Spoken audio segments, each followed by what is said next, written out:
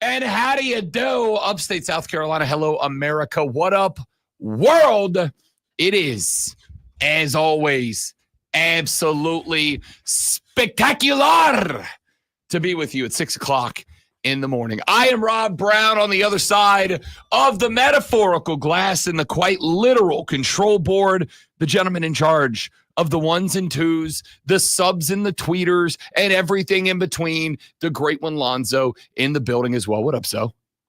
Hello, Rob. I hope you're doing well today. I'm looking forward to a wonderful sports week. Me too.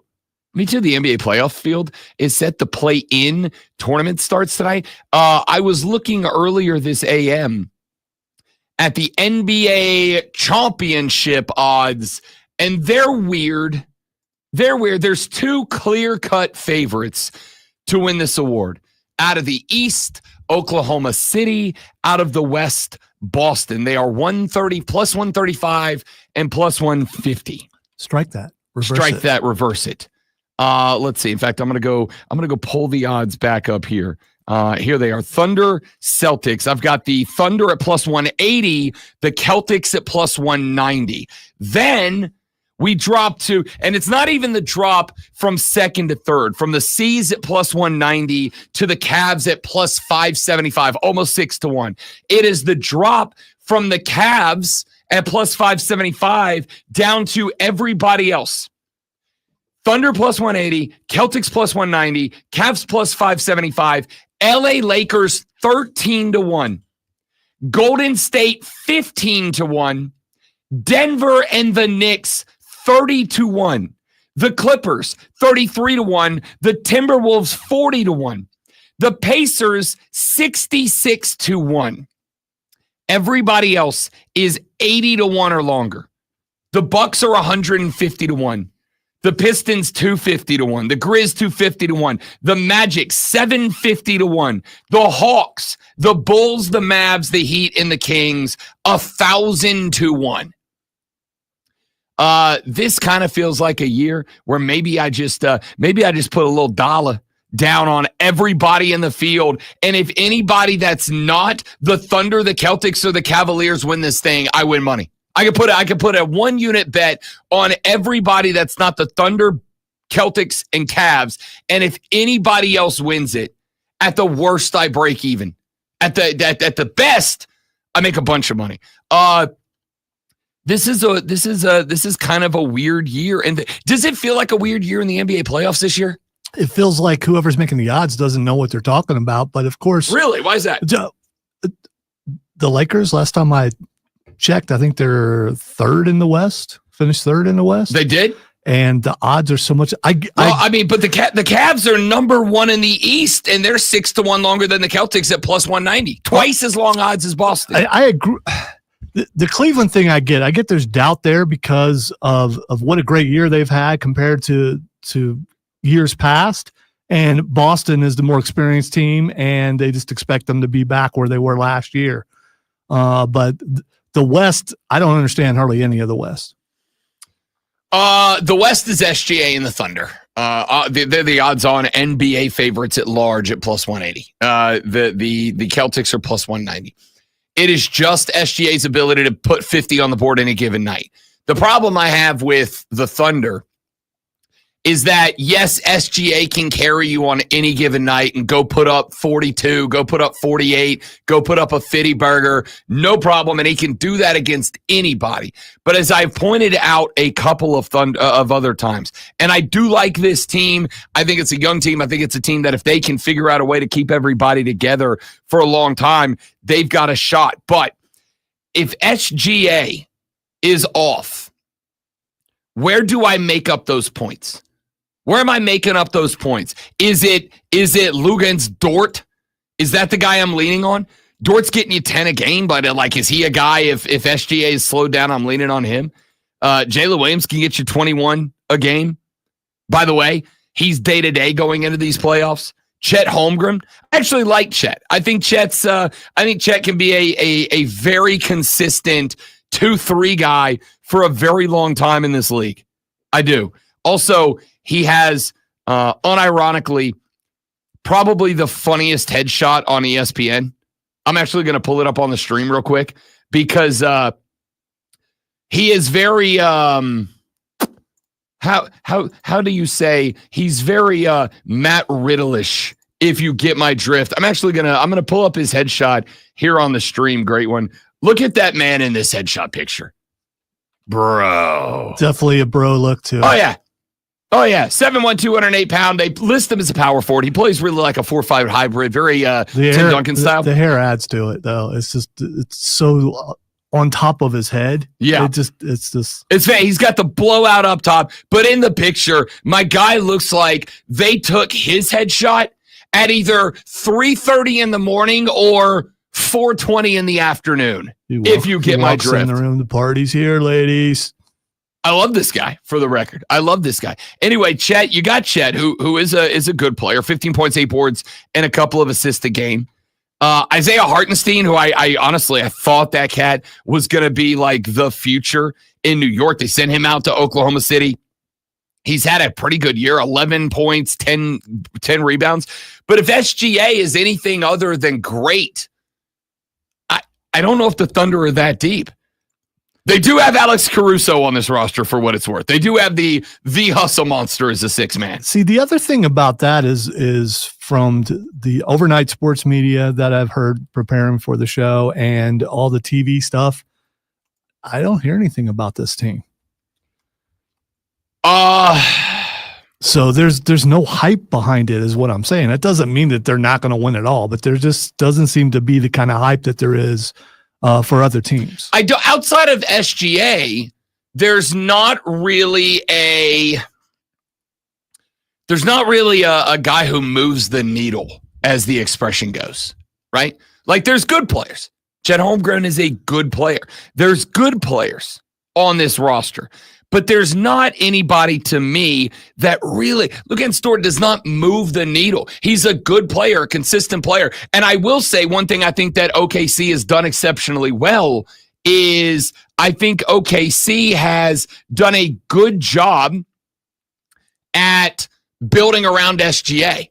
They have said, this is our guy. We're all in on this cat. This is our guy. We're going to build around this guy. We're going to make sure that this guy has the pieces. And more NBA teams need to do that. We had this conversation yesterday, and I don't remember who we were specifically talking about, but we had this conversation because it was 24 hours ago. We had this conversation yesterday about Steph Curry. We played the clip from the Golden State game last Friday where Buddy Hield, who was on that team, took the ball to the left. Steph Curry was wide open at the top of the key. Buddy Hield saw him, but then he drove to the basket and tried to hit a little contested bunny hop from 6 feet out. And Steve Kerr called him over to the sideline and sarcastically introduced him to Steph Curry. He's like, "Hey, buddy, this is Steph Curry. He's the greatest shooter in the history of the game. Buddy, this is Steph." Well, that's actually his name. I feel like I can't really call him anything other than Buddy Hield. That's his name. So Steve Kerr like sarcastically introduces Buddy Hield, and he does hit him with the old bro hug and the "I love you, buddy" after the interaction. But he tells him, he's like, this is Steve Kerr. He's the greatest shooter in the history of the league. Get him the ball. And Zoe had the take of, oh, so you're pretty much telling Buddy Hield, you're just here as a supplement guy. You're just here to feed to Steph Curry. You're just here so that Steph has another guy to make it. Yeah, that's exactly right. Welcome to sports. Well, I did not play football my senior year of high school. And the reason why was I spent 3 years and an off season busting my behind. My senior year, they moved me from defensive end to tight end. And when they moved me to tight end, it was because I wasn't the biggest dude in the world, but I was 6'3" as a high school senior. And in the spot growing up in the Florida Panhandle, I was 6'3". I was big. So they moved me to tight end. And then once I got to the tight end spot and we started putting the offense in during the offseason, I came to the realization that The young man who played on the team behind me, a cat by the name of DJ Hall, who, if you're an older SEC fan, you'll remember DJ Hall. He set every Alabama wide receiver record before the Julio Joneses and the Tyrone Prothros of the world started coming through there. DJ Hall was the first wide receiver after Nick Saban kind of got away from the, Eddie Lacy, Mark Ingram. We're just going to run the ball. We're going to run it up your backside. Nick Saban has frequently used the old, like, through a tin horn metaphor. Well, when college football started leaning into, started embracing, started going the direction of a spread game, when they started going the direction of, we're going to throw the ball, everybody's going to throw the ball, the game has become an aerial offensive game.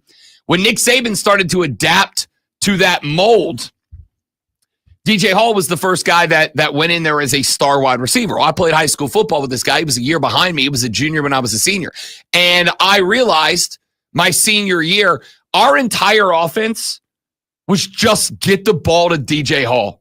That was the offense. And it's understandable why, right? It's a high school football team. We ain't that good.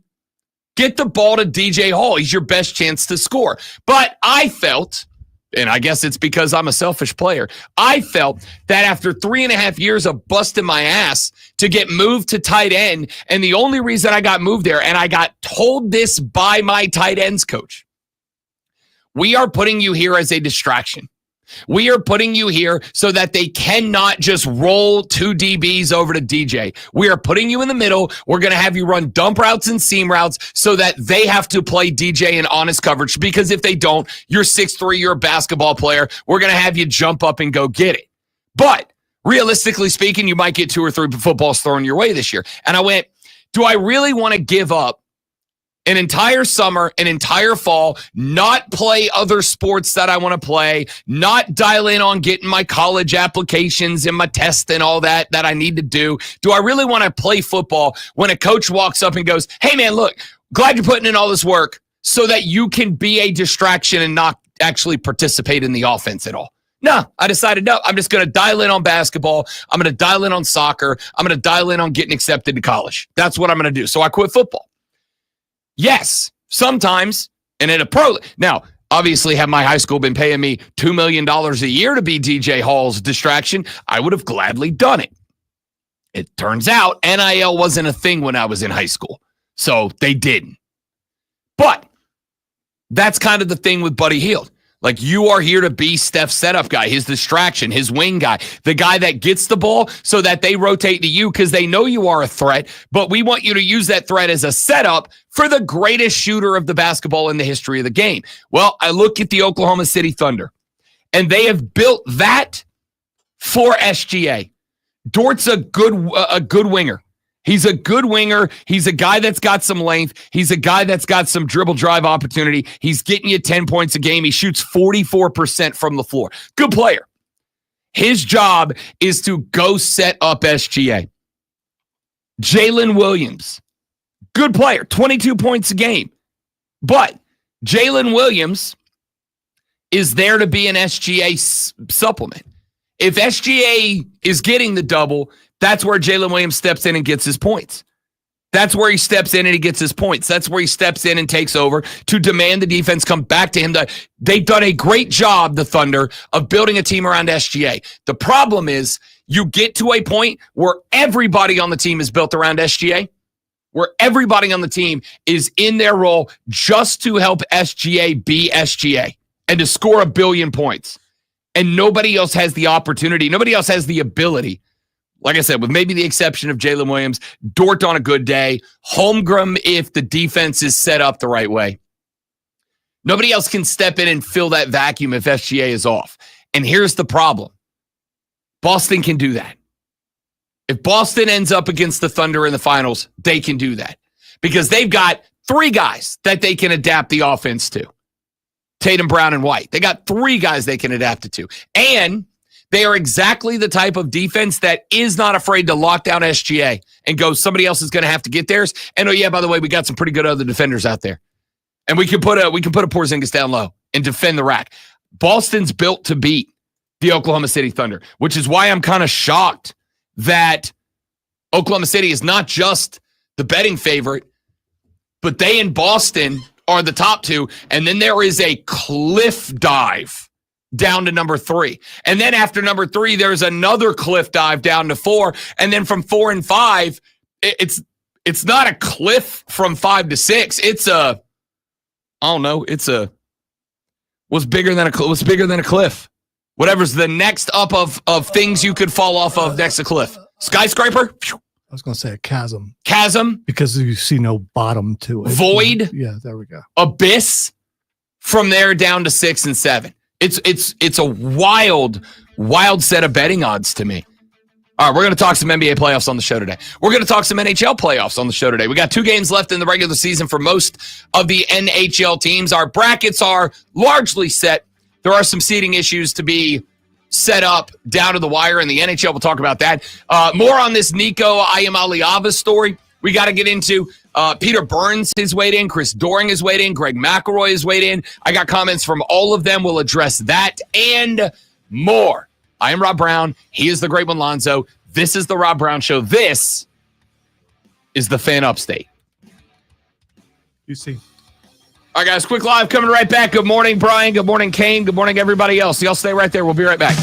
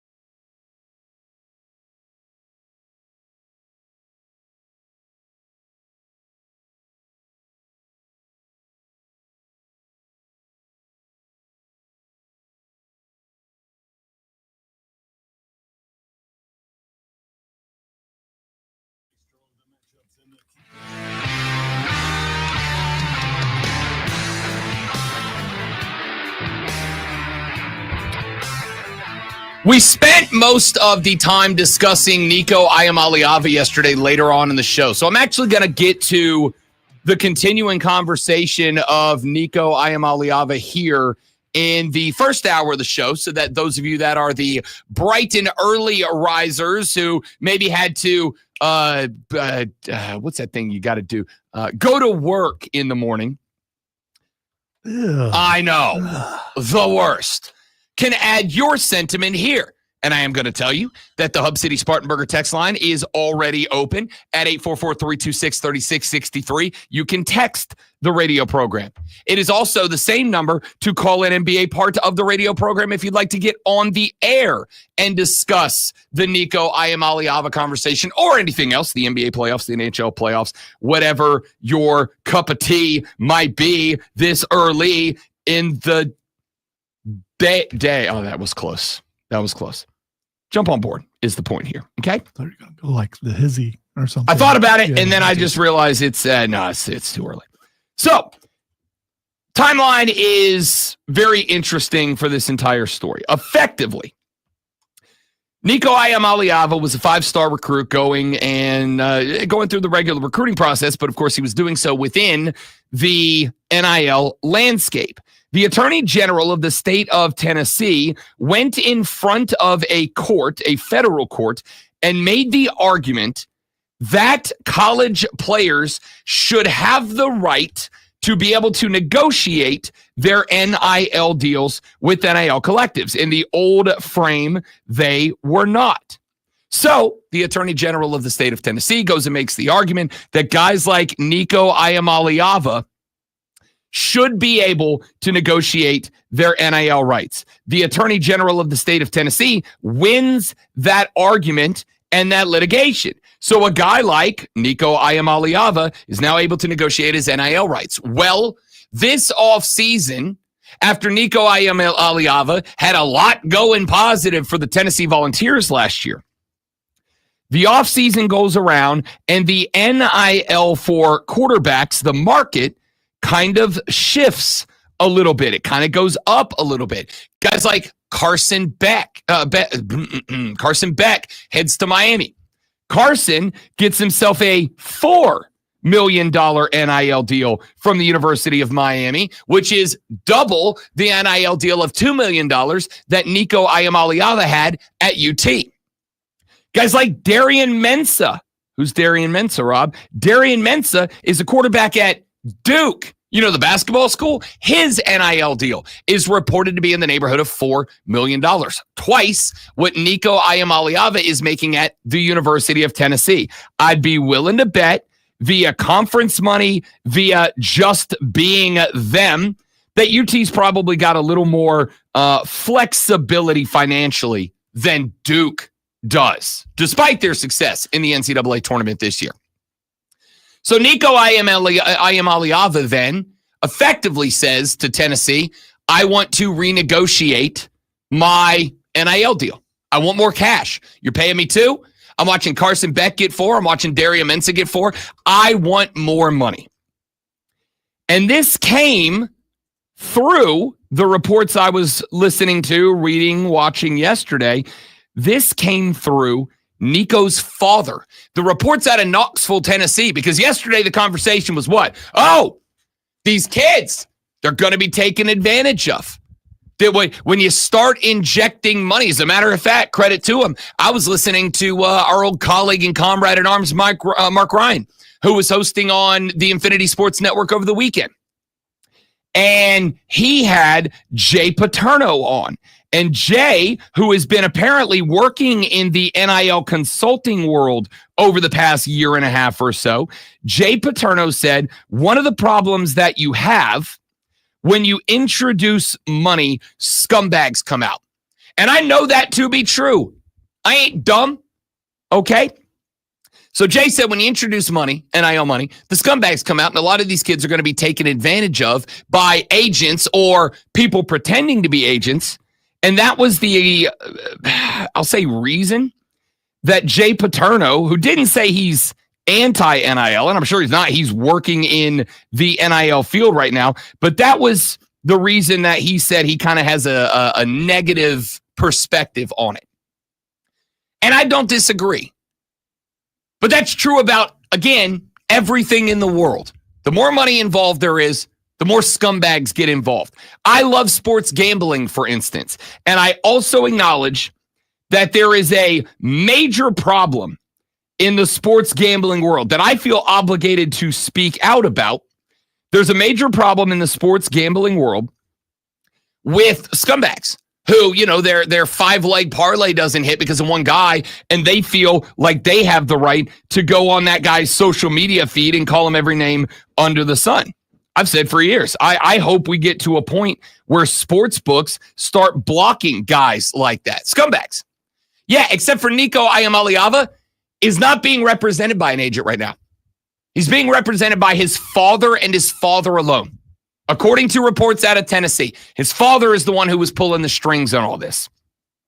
So unless we're going to get to a point, because all of you said, well, it's agents. Agents make this bad. Okay. Are we going to start crafting rules that say parents can't get involved? I'd be willing to bet most of you are against that. So this whole story becomes more convoluted and complicated by that. All right. Do we know, does his dad have a degree in business? I mean, we don't know that. You are correct. We don't. He might have the most degree in all of sports representation. Has he handled this Nico Iamaleava situation with Tennessee well? I'm going to say no, because his boy's going in the portal tomorrow. And from what I read yesterday, and again, this is speculation, but there's a lot of talking heads in this department, and I wouldn't be shocked if it's correct. There's not a ton of interest in Nico Iamaleava right now. Are there Vegas odds about where he goes? I'm sure there are. I didn't see any yesterday. I'll see if I can pull some up for betting odds for Nico Iamaleava's next school. This is not a scrub, at least from what we've seen. He played pretty well last year. He is not a scrub. He's a very good play, and that's why this is very interesting, is that he is absolutely not a scrub. According to let's see here, Bet Online, there are 11 destinations listed. UCLA 2-1, North Carolina 5-2. Now, take these odds not with the grain of salt, but with the entire shaker of salt. Because yesterday, and again, I very much acknowledge that smokescreen season exists not just in the NFL, but everywhere that there is football. Yesterday, the hoodie was asked, of course, the new head coach at the University of North Carolina.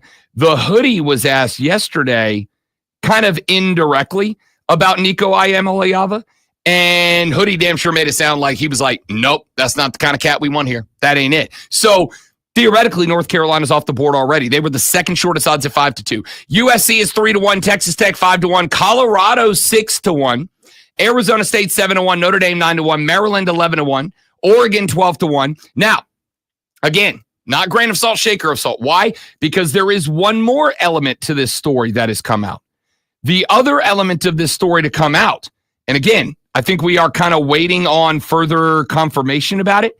But the rumor going around on the internet is that Dan Lanning, the head coach at the University of Oregon, was the one who called Josh Heupel and said, hey, just as an FYI, your QB1 called our collective asking about potential payout. Your QB1 called us and said, hey, what would you guys put on the table if I transferred to Oregon? And again, a lot of this is kind of shrouded right now. Not necessarily in secrecy, but to some degree in secrecy. Only being represented by his father is the story right now, meaning that if that is true, Nico's dad called Oregon. And why wouldn't you? Oregon's not just a major player in NIL. When the whole NIL thing went through, Oregon became the cautionary tale for the rest of college football, right? They got that Phil Knight money. See, that's the thing that's weird to me. Someone's dad just decides, you know what? I'll call Oregon. It doesn't work that way. You just don't go, let's look up Oregon on the internet. Oh, there's a phone number. Let me just call Oregon. You have to know the people. to know who to call, and they don't necessarily connect you right away. I'm sure you get some college student who's working the front desk who has to decide if your call is relevant enough to move on to a hires up. I think you got to be a little more connected than to just call a university and go, hey, I want to talk to the people who handle the money. I just Googled Oregon's, because you can't call the university, you call the collective. I just found that Oregon's NIL collective, including all of their contact information. While you were talking about that, I could be in touch with Oregon's NIL collective right now. I can't because it's like 3:30 in the morning there. But if by noon, I could be on the horn. And if I call and I go, hey, yeah, this is Bobby Ayamaliava. I'm Nico Ayamaliava's father. I'm representing him. He, the 5-star guy, Tennessee, big guy, $2 million a year looking for. We're just kind of curious as to if we were to hit the transfer portal, what would you guys be able to put on a check NIL wise for my boy to come play for the Ducks? I honestly don't think it's that complicated at all. And I also believe vetting. that there has to be some sort of vetting going on. I mean, unless it's just, hey, we're a collective. Hey, Bobby, you got 50, I got 50, you got 100. Yeah, let's make ourselves a collective. Don't you think the collectives are more organized with someone over the thing that doesn't just go, oh yeah, this guy's who he says he is? I do not think it is that hard to ask for proof that you are Bobby Ayamaliava. And that's not his real first name. I don't know what his real first name is. Not the point. I'm using a fake name here. I don't think it's not that tough to vet, right? If somebody calls me today and they go, hey, I'm so-and-so, I'm the PD for WFAN New York, just wanted to talk to you, Rob Brown. It wouldn't take me much to go, all right, can you pop me an email or something to prove? Can you send me something to prove that you're who you are? I have not had to participate in this. I doubt it's all that complicated to prove that you are indeed the father of the highest profile quarterback going into the transfer portal and go, hey, how about X million dollars? Dewey, Texas Show, said his dad could just be a deadbeat trying to cash in on his son's success, but instead hurting him because it seems like no one wants him. Dewey, I think that's exact. I don't want to say he's a deadbeat, because here's the thing. Maybe he really does what's best for his kid, and he feels like what's best for his kid is $4 million instead of $2 million. Forget where he's playing ball. Forget the coach he's playing for. Forget his chances at a natty or a playoff bid or a Heisman or blah, blah, blah. He just feels like $2 million is enough to shape the future of my child and his child's child, et cetera, et cetera. I don't know. I don't personally care. What I'm saying is, all you guys that jumped, the agents are going to ruin this and this and that. This is this kid's dad. And his dad can do this because y'all didn't want the guardrails in place early. Y'all didn't want them. Y'all did. The NCAA didn't want to actually go through the fight to make it happen. All right, when we come back, Peter Burns, Chris Dorr, and Greg McElroy have all weighed in on this story. We're going to play clips from all of them and respond to them on the Rob Brown Show in the Fan Upstate.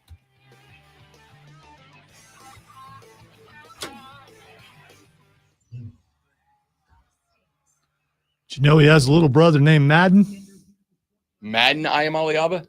Yeah, and his dad handled, according to the New York Post, Madden is also a quarterback and transferred high schools 3 games into a senior season alongside his top wide receiver to improve the tandem's chemistry and receive different coaching. He was then ruled ineligible and did not even play for the school.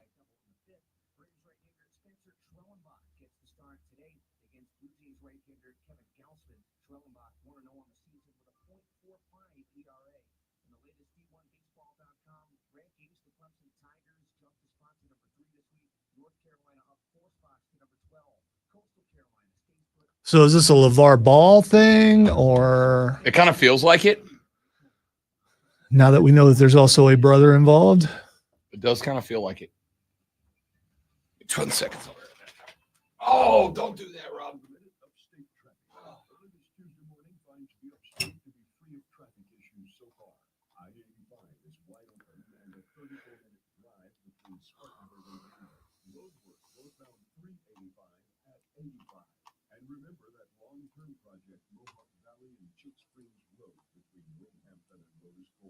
From the News Talk 98.9 WORD Traffic Center, I'm Bill Brooks on the Fan Upstate. If you owe money to the IRS, they'll come after you until you are flat broke. Don't just roll over and take it. The IRS has changed. If you owe more than $10,000, you may be eligible for a huge break, as much as 87%. Haven't filed a return for years? It's time for Guardian Tax. Their happy clients are celebrating. The IRS was going to levy my bank account, but Guardian was going to fix all the IRS issues. Guardian Tax. Is tax debt ruining your life? The IRS now has special programs. Guardian Tax. How's everybody in the stream this AM? Y'all good? This is the fresh start. It's early. You're scared of the IRS, and for good reason. Guardian Tax is the company that wins when you need it most. Guardian Tax Service is really great to work with. They really help me out. I'd recommend them highly. Visit GuardianTax.com or call now for a free confidential consultation. 800-900-1717. 800-900-1717. 800-900-1717. At Ingalls, we know that fresh means local. The best ingredients don't come from a world away. They come from your own backyard, which is why we rise to the challenge of providing precious items you'll find anywhere. Getting our foods from the farms we support, to the stores we love, and the tables we treasure. Ingalls, we're with you every step of the way. PHC Weight Loss is growing and hiring. clips We're lined looking up. for sales consultant, administrative inventory specialist, and health and wellness coaches. If you thrive in a high energy environment and love making a difference, call us at 864-644-1900. 864-644-1900.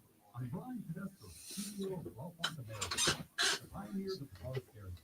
Today, we're talking about counseling. We are As an advance notice, the Doring and Burns clips are both about a minute 40. So they're kind of long, but I also think they're good clips. We have time.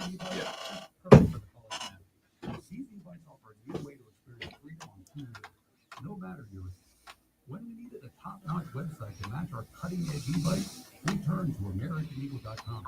They made the impossible seem easy, tackling digital challenges like pros.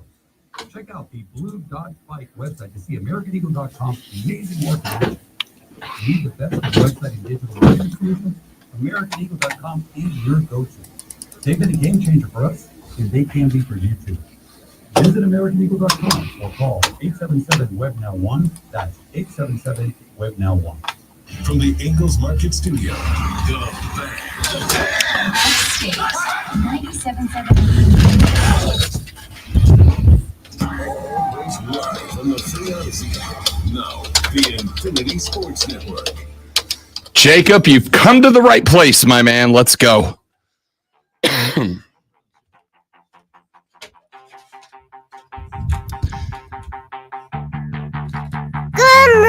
Continuing our ongoing discussion of the Nico Iamaleava situation.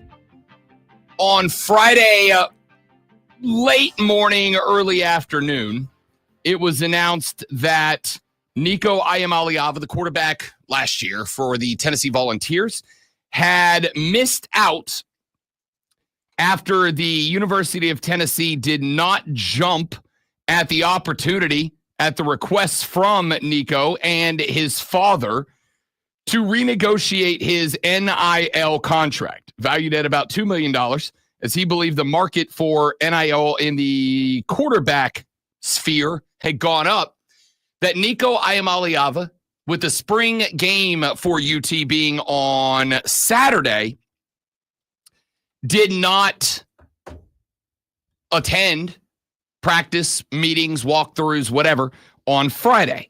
And then later that day, Josh Heupel, the head coach at Tennessee, grabbed a mic and said, listen, we're moving on. He's no longer part of the program. We thank him for his contributions to the UT football department, but we're moving on. It didn't say anything negative about the kid, didn't burn the kid, right? Didn't say what a dumb decision or he's not in fact, quite the opposite. Talked about him in glowing terms. He worked hard. He competed. We appreciate all the effort, whatever. But at this point, we decided to move on. And that's when all the rumors started. There's the rumor that the seniors on the team came out and said, hey, we don't want him here anymore. And that was the impetus. There was the rumor that Dan Lanning, the head coach at Oregon, called Josh Heupel and said, hey, your boy's been sniffing around our program. We just thought that you should know. There's all these other rumors that went around. But what we know is, he wanted to double his NIL from 2 to 4. Tennessee didn't jump at the opportunity. Apparently, there were threats of the portal thrown around. and then he missed out on meetings and practice. Josh Heupel removed him from the roster. That's the defined terms of what happened. Now we're just waiting to find out all the other little things shrouded in secrecy.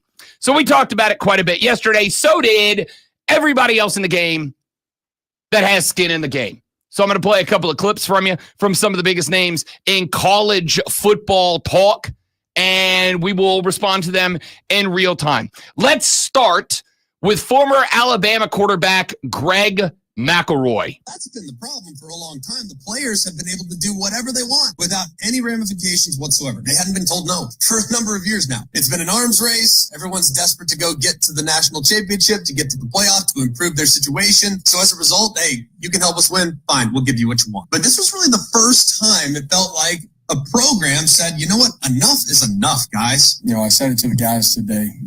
There's no one that's bigger than the power team. And if you ask coaches behind the scenes, people are doing cartwheels with what Tennessee just did. People are celebrating this thing in every single direction. It's not because of Nico. It's because Tennessee finally said, all right, people are still going to cram into Neyland Stadium. People are still going to support our program. People are still going to give donations. People are still going to support our coach. People are still going to support the players that are on the team. Like, if we don't have that great player, fine, so be it. We are going to be fine. We can exist. We can live without that guy. It's the first time it feels like that's happened.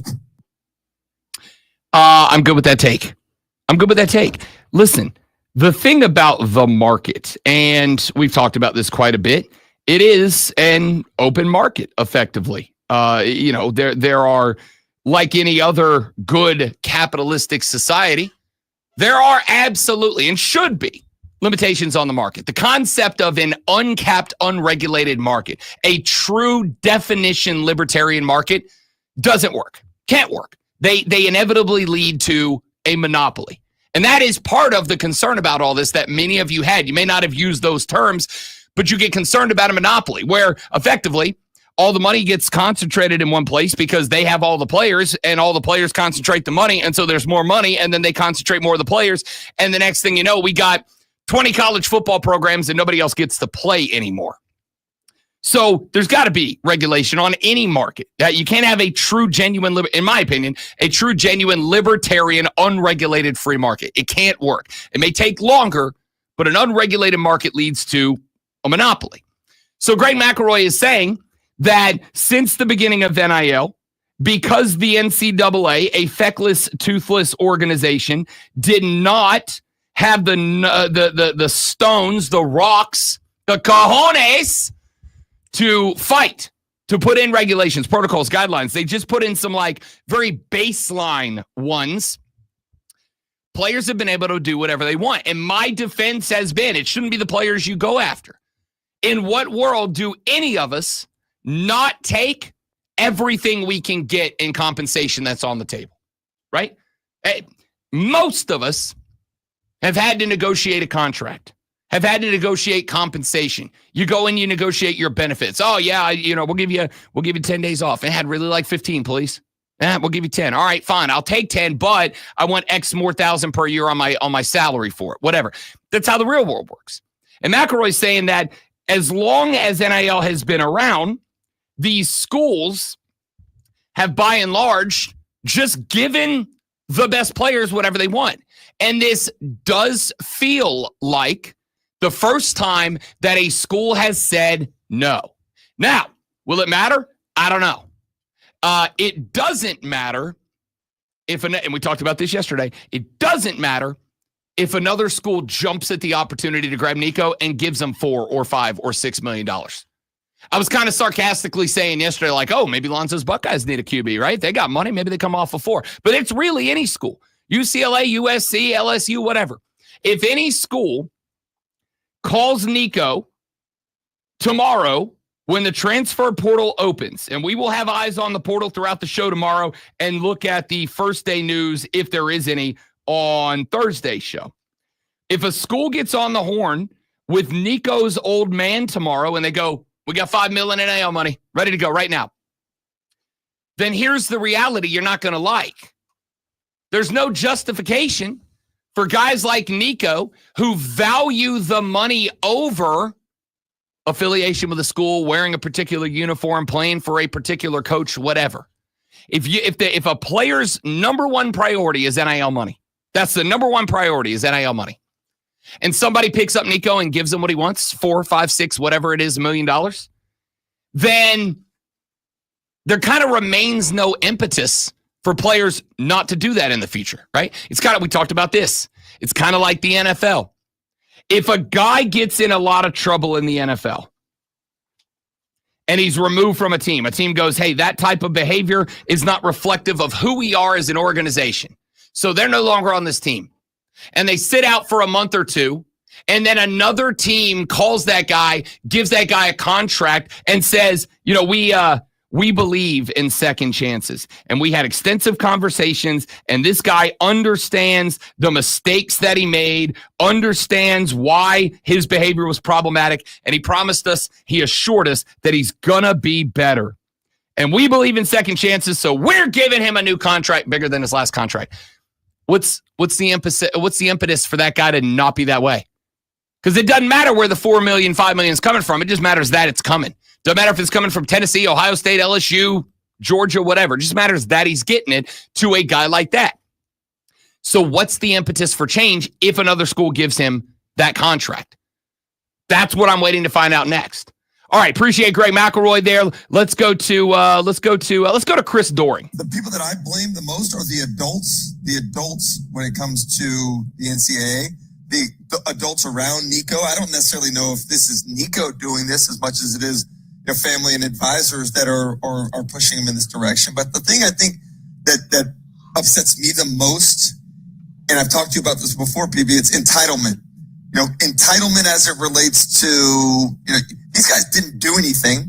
They were born at the right time to take advantage of opportunities that many generations of players had put themselves in terms of popularity of the sport and the money that comes in because of television and attendance and everything else and booster support. But the entitlement, like, it's not like Nico tore the F up. Nico was average at best last year, and to go back and think that you deserve a pay raise just because Carson Beck got something at Carson Beck was 10 times the quarterback that Nico Iamaleava was last year. And ironically, PB, we did that Friday spring show just as some of this news was breaking. You and I talked about it Friday morning, and then we went live and did the spring preview show. I was asked to put, you know, initially a top 10 list together of my quarterbacks heading into the spring. It got whittled down to 5. I didn't have Nico in my top 5. I don't think Nico was a top 5 quarterback last year. I don't necessarily know. I know he wasn't last year. I don't think he was heading into this season. But to think that you can go with your hand out and ask for more money, I'm fine with guys when they prove themselves and they're the reason. Dylan Sampson was the reason they had success last year. Tim Banks in the defense was the reason Tennessee had success last year. It was not Nico Iamaleava. And so to go back and ask for more money when you haven't done anything to deserve it is a problem that I have. Here's the thing. I understand Chris Doring's take. And this isn't like, I'm going after Chris Doring. I'm not. I get what he's saying here. Anybody has the right to ask for more money. Whether or not they get it is a different thing. I have the right to go down to my boss today after this show is over and knock on his door and say, boss man, I'd like to be paid 3 times what I'm paid right now. I'd like you to increase my salary 100% for every South Carolina Broadcasters Association Sports Talk Radio Show of the Year award that me and Lonzo have brought to this station. I'd like you to increase my salary. I have every right to go down there and ask him. And he has every right to say, Rob Brown, get the out of my office. Rob Brown, have you lost your damn mind? Do you understand how much above market value you're asking for your job right now? No, absolutely not. Or he has the right to go, yeah, Rob Brown, I'm shocked it took you this long to ask. You're absolutely worth 3 times your salary. I'll update that immediately, right? Now, there are more consequences and ramifications. My boss could go, not just no, but no, and get the out of here. You don't work here anymore. You're fired. I can't even believe you had the stones to ask him that. You're fired. Is Nico Iamaleava worth $4 million? That ain't up to me. I mean, I can give you a yes or a no. No, frankly, I don't think he is. But it ain't up to me. As I say regularly, If we are claiming we live in a free market system, the market value of anything is what anyone is willing to give for it. The market value of anything is what someone is willing to give for it. There may be, I'm not a car guy, but I've got my list of like dream cars. 72 Corvette Stingray. That's my dream car. That's the one I want to end with. That's the last year that the Corvette was made with chrome bumpers and the smooth lines. Love the 72 Stingray. It's the last car I'll ever have. If I go downtown and some guy's got an old heap of junk rusted 72 Stingray that he's selling on the side of the road in Pickens County for $12,000. Some of y'all would drive by and look at that car and go, that's not worth $12,000. That car's a bucket of rusted bolts. Absolutely not. And I might go by and go, it's not worth $12,000 in the shape, but for $12,000 and then another $5,000, I can make that car worth $60,000. And I say, I'm buying that car for $12,000. The market value of that car is $12,000 because somebody's willing to pay it. So the question mark is going to be, is someone willing to pay it? And Nico may find out his market ain't for. And what he did was cost himself the ability to guarantee himself two in the quest for four to find out the market ain't for, and now nobody wants him at all because part of the product of Nico Iamaleava now is all the baggage that comes along with him. It's his dad. I don't know if his dad is full on LeVar Ball, but we're kind of getting the vibe. Lonzo asked me that when we went to break. It's like, is this a LeVar Ball situation? Kind of. Certainly feels like it. So if you take Nico, you got to take Nico's dad. And you got to take the baggage and all the attention that's going to come with this story because in week one, when he gets under center for the first time, the national cameras are going to be on him going, all right, let's see if this guy can prove he's worth $4 million. You got to have that in the bag. So that to me makes the price I would pay for Nico lesser because that's negative attention that I don't want. The point of all of this is I understand what Doring is saying here. And I'm not saying he's wrong, but the whole concept of entitlement, hey, man, everybody, it's America. You have the right to ask for whatever you want to ask for with the recognition that no one is obligated to give it to you, and you might make yourself unhireable if you do. That's my take on the whole situation. All right, we'll get Peter Burns' thoughts on this later on. Your thoughts are welcome on the Hub City Spartanburger text line, 844-326-3663. You are also welcome for what is about to pleasure your ear holes. Lonzo Sports Flash.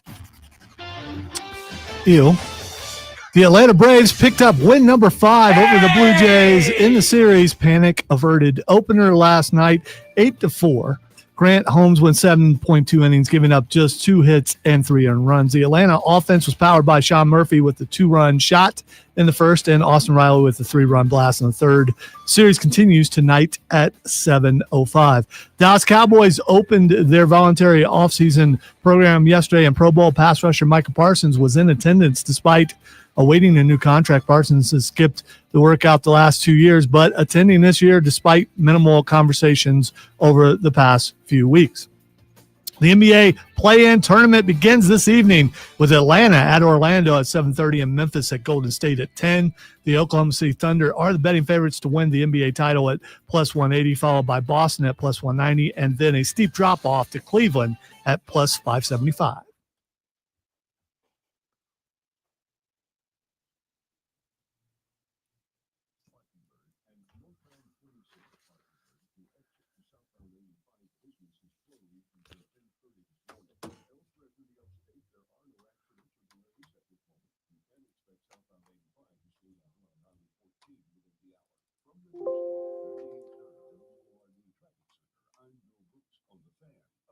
This wasn't how Patrick pictured himself in retirement. Instead of playing golf every day, he could barely walk because of his severe knee pain. It hampered everything because it hurt to walk around the golf course. It hurt to swing, just pretty much for doing anything. But the groundbreaking regenerative treatments at QC Kinetics changed everything for Patrick. QC Kinetics uses your body's own healing properties to help repair and restore damaged tissue in your knees, hips, back, and shoulders. No surgery, no drugs, no downtime. The turnaround's been amazing from where I was to where I am now. I've gone from a 15 handicap down to a 7 handicap. That's because my knees allow me to play golf like I haven't been able to play probably in 15 years. Don't let joint pain keep you from doing what you love. Call QC Kinetics today for your complimentary consultation. Call QC Kinetics, 864-448-3772. That's 864-448-3772. 864-448-3772. Spring is here, and it's the perfect time to grab that pastel shirt, checkered pants, spikes, and hit the course. Get the Upstate Golf Card and play 6 amazing courses for just $50. That's rounds at Preserva Verde, Greer Golf, The Rock, Pebble Creek, Rolling Green, and Carolina Springs for less than $9 a round. Don't wait. Warm weather won't, but the honeydews will. Grab your Upstate Golf Card now at upstategolfcard.com. That's upstategolfcard.com and start swinging. Spring is the perfect time to take advantage of the increased equity in your home to pay off high interest rate debt or tackle a home remodeling project. Greenville Heritage Federal Credit Union's HELOC offers a 5.99% intro rate for 12 months. Visit greenvilleheritage.com. Thanks, Kane. It's super. Got it. Got it. With unlimited same-day delivery through Target Circle 360. From Easter basket goodies to fresh florals, getting everything the same day is easy. Open the Target app and bring the magic of the season to your door with unlimited same-day delivery through Target Circle 360. Visit target.com/circle or the Target app for more details. Subscription required. Same-day delivery is subject to terms. Applies to orders over $35. A great lawn is like a great sports team. It takes expertise and a little extra care to really stand out. That's where True Green comes in. They're the official lawn care treatment provider of the PGA Tour, so they know a thing or two about keeping grass looking like a fairway. Here's the best part. It's more affordable than you think, and they'll even match any competitor's price. Plus, True Green backs it all up with a satisfaction guarantee. Not happy? They'll come back between visits to make it right. Don't wait. Head to truegreen.com today. Let the pros do the work while you sit back and enjoy the results. Unique and unlike any other sports talk show. It's Bet MGM Tonight, Monday through Friday. I saw about half of Raw. The pulverizer just showed up on my I haven't watched Raw yet. feed. Pulverizer? It's Logan Paul's new finisher. Okay. Oh, yeah, the pulverizer. This is pretty wicked. Yeah. It looks like it might hurt.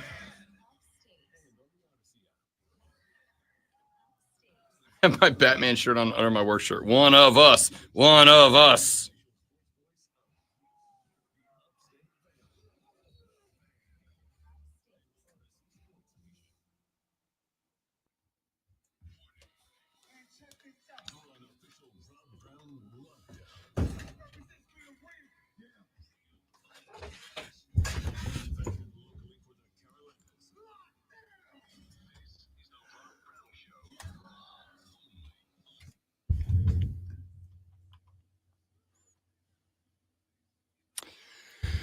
And off we go into hour number 2 of the Rob Brown Radio Show. It is the Fan Upstate, Rob Brown, the Great One, Lonzo, and you.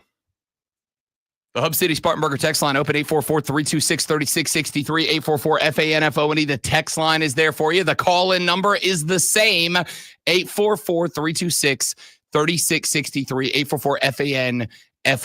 You can tweet me at The Rob Brown Show. You can tweet Lonzo at Lonzo on Word. You can tweet everybody up in here at The Fan Upstate.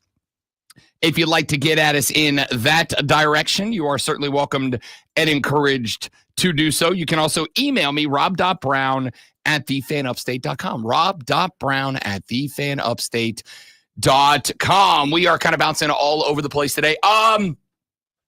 Later on in the show, I think I'm an executive decision, Great One. I think in the final hour of the show, I think we're going to do an unscripted, unprepared bonus fight club today because it is WrestleMania week. Now it's just going to be kind of like round table WrestleMania conversation because it is the biggest week of the wrestling calendar. And it's not just that. We got a bunch of pay-per-views.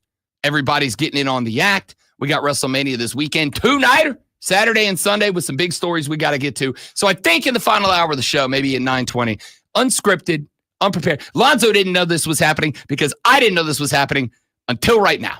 But I think at 8:20, we're going to do an unscripted, unprompted, extra fight club this week because it's WrestleMania week.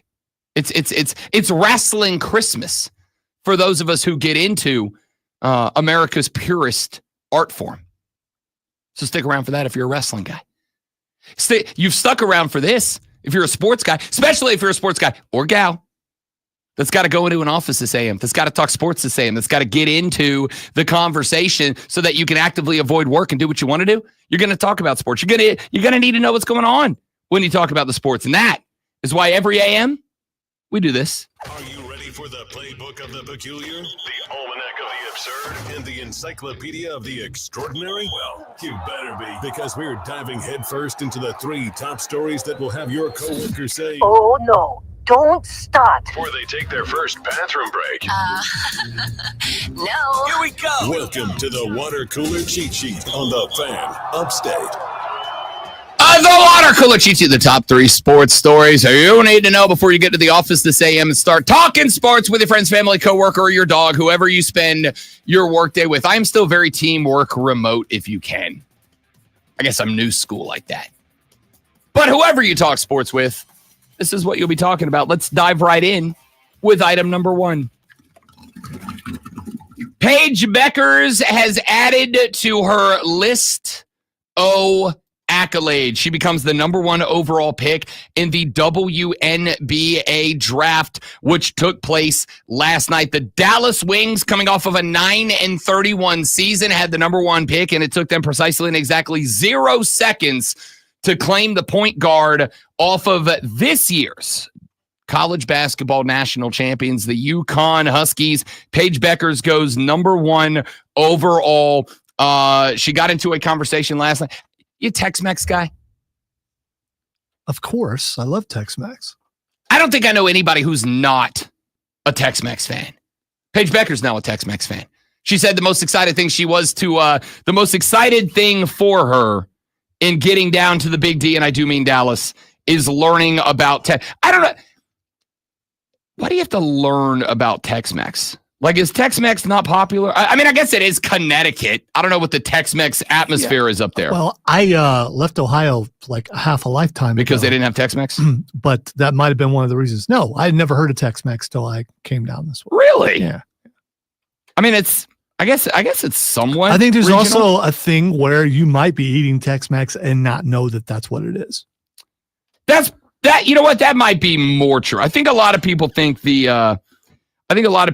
Tex-Mex and Mexican food, like traditional Mexican food, are synonymous with each other, and they're really not. They're like different. They're like they're not different, but they are different. You know, like there's a difference between Tex-Mex and Mexican. Tex-Mex it shares a lot of roots with Mexican food, obviously, but Tex-Mex is usually a little bit more cheese heavy. They use more flour than corn tortillas. Traditional Mexican food, more corn. A lot more ground beef. Traditional Mexican, a lot of chicken, a lot of pork. Tex-Mex, a lot more ground beef. A lot more seasoning. Not really seasoning. A lot more chili powder. The Texas people, the Texans, they love the chili powder. So a lot more chili powder, I think, are the main differences. But Paige Becker's going to go learn about some Tex-Mex down in Dallas, Texas. Becker's showed up with Gino Auriemma and the entire UConn team and coaching staff last night. She is the 6th UConn player to be drafted number 1. That WNBA list dates back to Sue Bird in 2002, Diana Taurasi in 2004, Tina Charles in 2010, Maya Moore in 2011, and Breanna Stewart in 2016. The selection comes days after Paige Beckers also signed a contract to play next year in the unrivaled 3-on-3 league. That is a league that Angel Reese and others played in this offseason. It is a secondary women's basketball league and a very interesting one, if for no other reason than, you know, Zoe, we've talked about the Live Tour in golf. We've talked about the UFL versus the NFL, etc. The unrivaled league is the only secondary prop-up league that actually competes with the league that it is set up as an alternate for. Paige Beckers is going to be making significantly more money in the unrivaled league than she is in the WNBA. She's the number 1 overall pick. Her annual salary will be just over $76,000 a year. Paige Beckers' unrivaled salary is. In fact, let me get the exact number, but I know it's significantly higher. Her unraveled unraveled. That's me right now. Get all the money that you can. Hell between yeah. the two leagues, but does the unrivaled league have any visibility?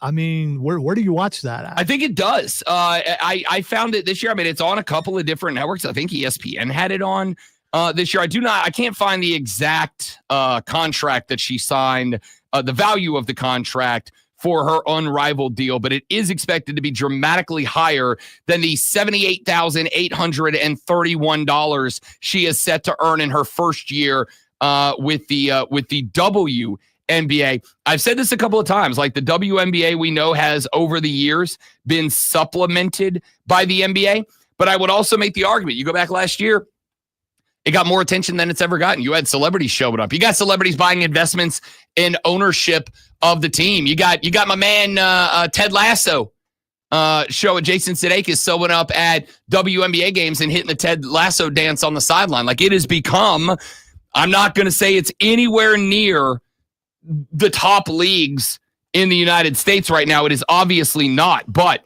the attention has never been higher, whether it's for Caitlin Clark or Angel Reese or now Paige Beckers, Haley Van Lith drafted last night out of TCU as well. Whatever the reason is, it's got more attention on it now than it's ever had on it before. And the question mark is, can they succeed off of that? And does the unrivaled 3-on-3 league help or hurt? I'll say this. The W better feel threatened. It better feel like it needs to get its bleep together so that it does not get replaced by the unrivaled league. We'll see what happens. Let's move on to item number 2. The Braves won a game. They improved to 5-11 by taking down the AL East leader, the Toronto Blue Jays, last night. How about my guy Grant Holmes, who never gets listed amongst the reasons the Braves will be successful if they are able to recover from this start of the season? Grant Holmes last night went 7.2 innings, gave up 2 hits, 3 runs, all earned, 2 walks, and 4 strikeouts last night. Gave up 1 home run to Miles Straw in the 6th inning before he got pulled after 7.1. Aaron Bummer came in, closed out the final 1.1, 3 hits, 1 run. It was earned 2 Ks.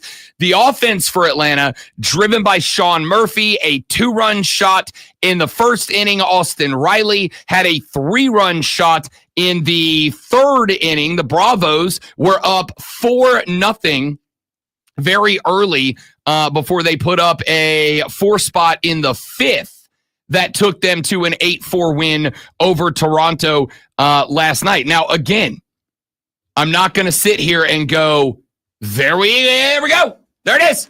The Braves are back, baby. I'm not going to do that. And I'm not going to do that because we have seen this twice so far from Atlanta. They did it against the Miami Marlins last Friday. They turned around and got blanked by the same team 4-0 the next day. They did do it against Philly. They ended up in a shootout in a 3rd game, a rubber stamp game against Philly. They did win that game, and they ended up taking the series. But then they went down to Tampa.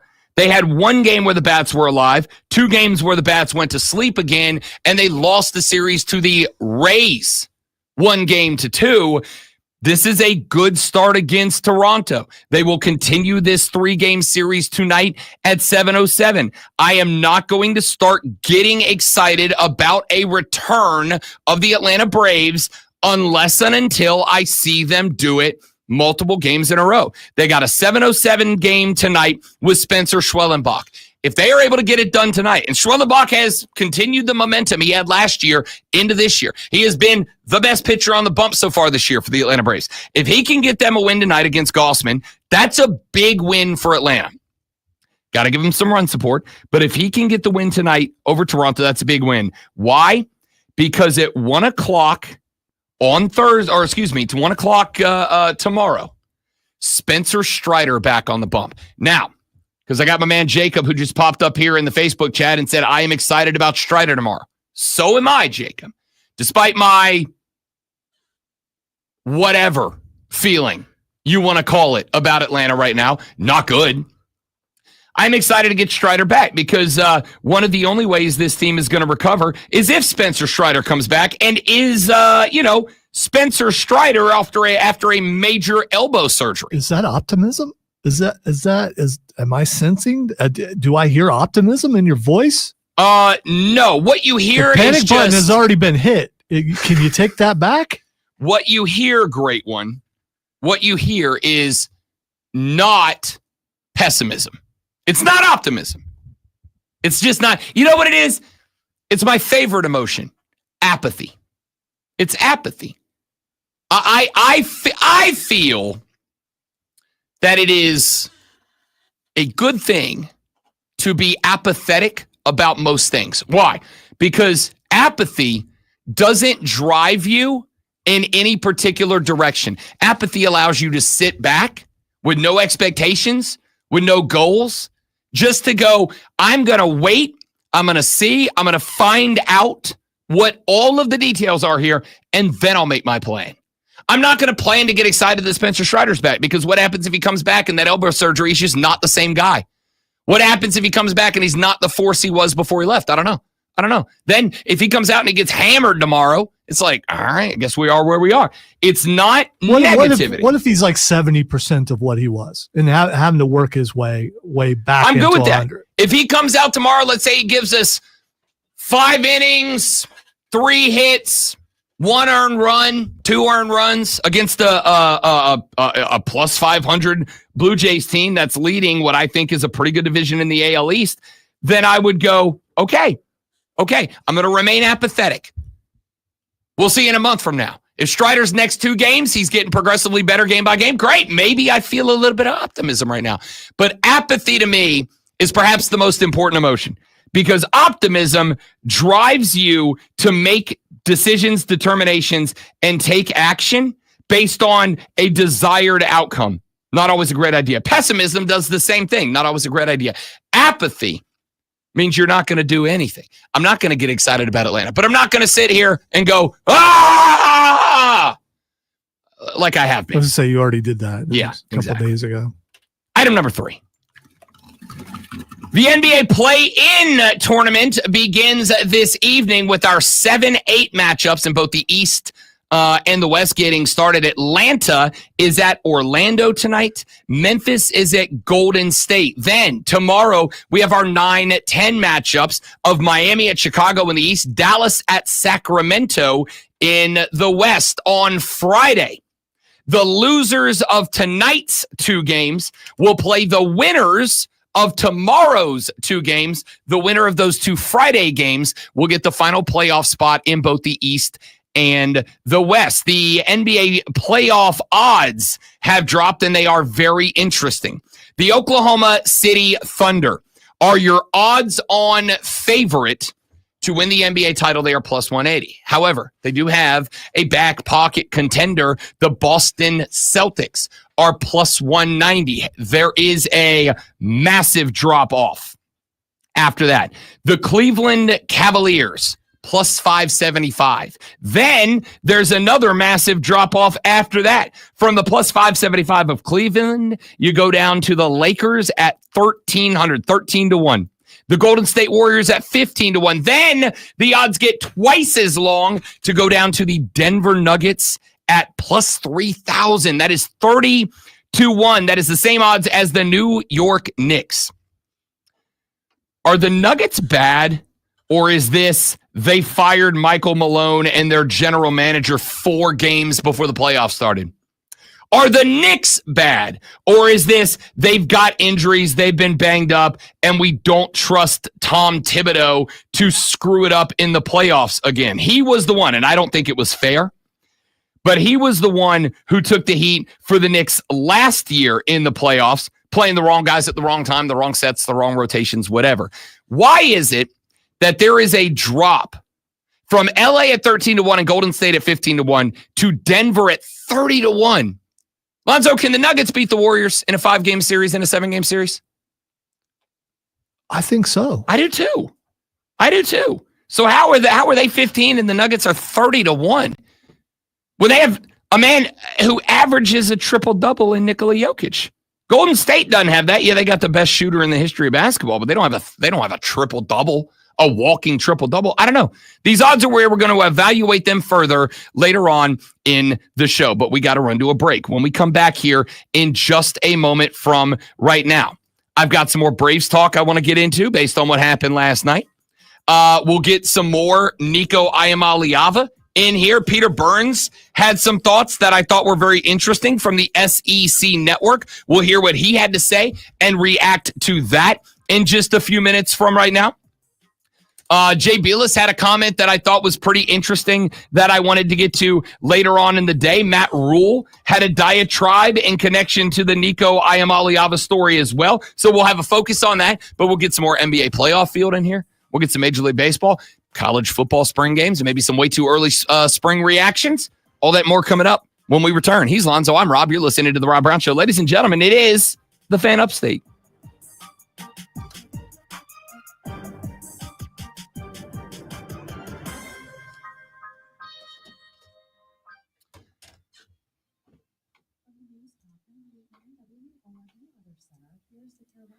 Our cat came out of the litter box last night, bleeding from his hind parts at 11:30 last night. Bleeding from his hind parts to the point that I was up till like 2 a.m. watching him to make sure that didn't continue. So I'm tired, but champions rise to the occasion, people. Be right back.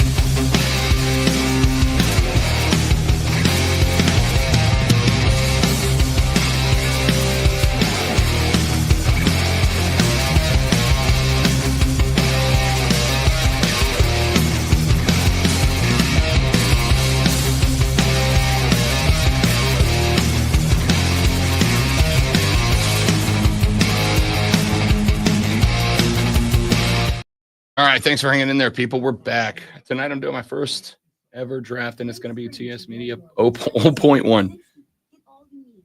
Interesting. Let me, when you get done with it, email it to me. rob.brown@thefanupstate.com. When you email it, when you get done, email it to me. I want to check it out for sure. Brian, I want to see what it looks like. Open the Target app and bring the magic of the season to your door with unlimited same-day delivery through Target Circle 360. Visit target.com/circle or the Target app for more details. Subscription required. Same-day delivery is subject to terms. Applies to orders over $35. I'm at the movies, asking people if they'll switch seats with me for $574. Here, take mine. So what about $574 if you switch your home insurance to Allstate? Too much work. Not if you call them. They handle the switching. Now, that's a plot twist. Check Allstate first, and you can save hundreds on quality home insurance today. You're in good hands with Allstate. Dun, dun, dun, dun, dun, dun.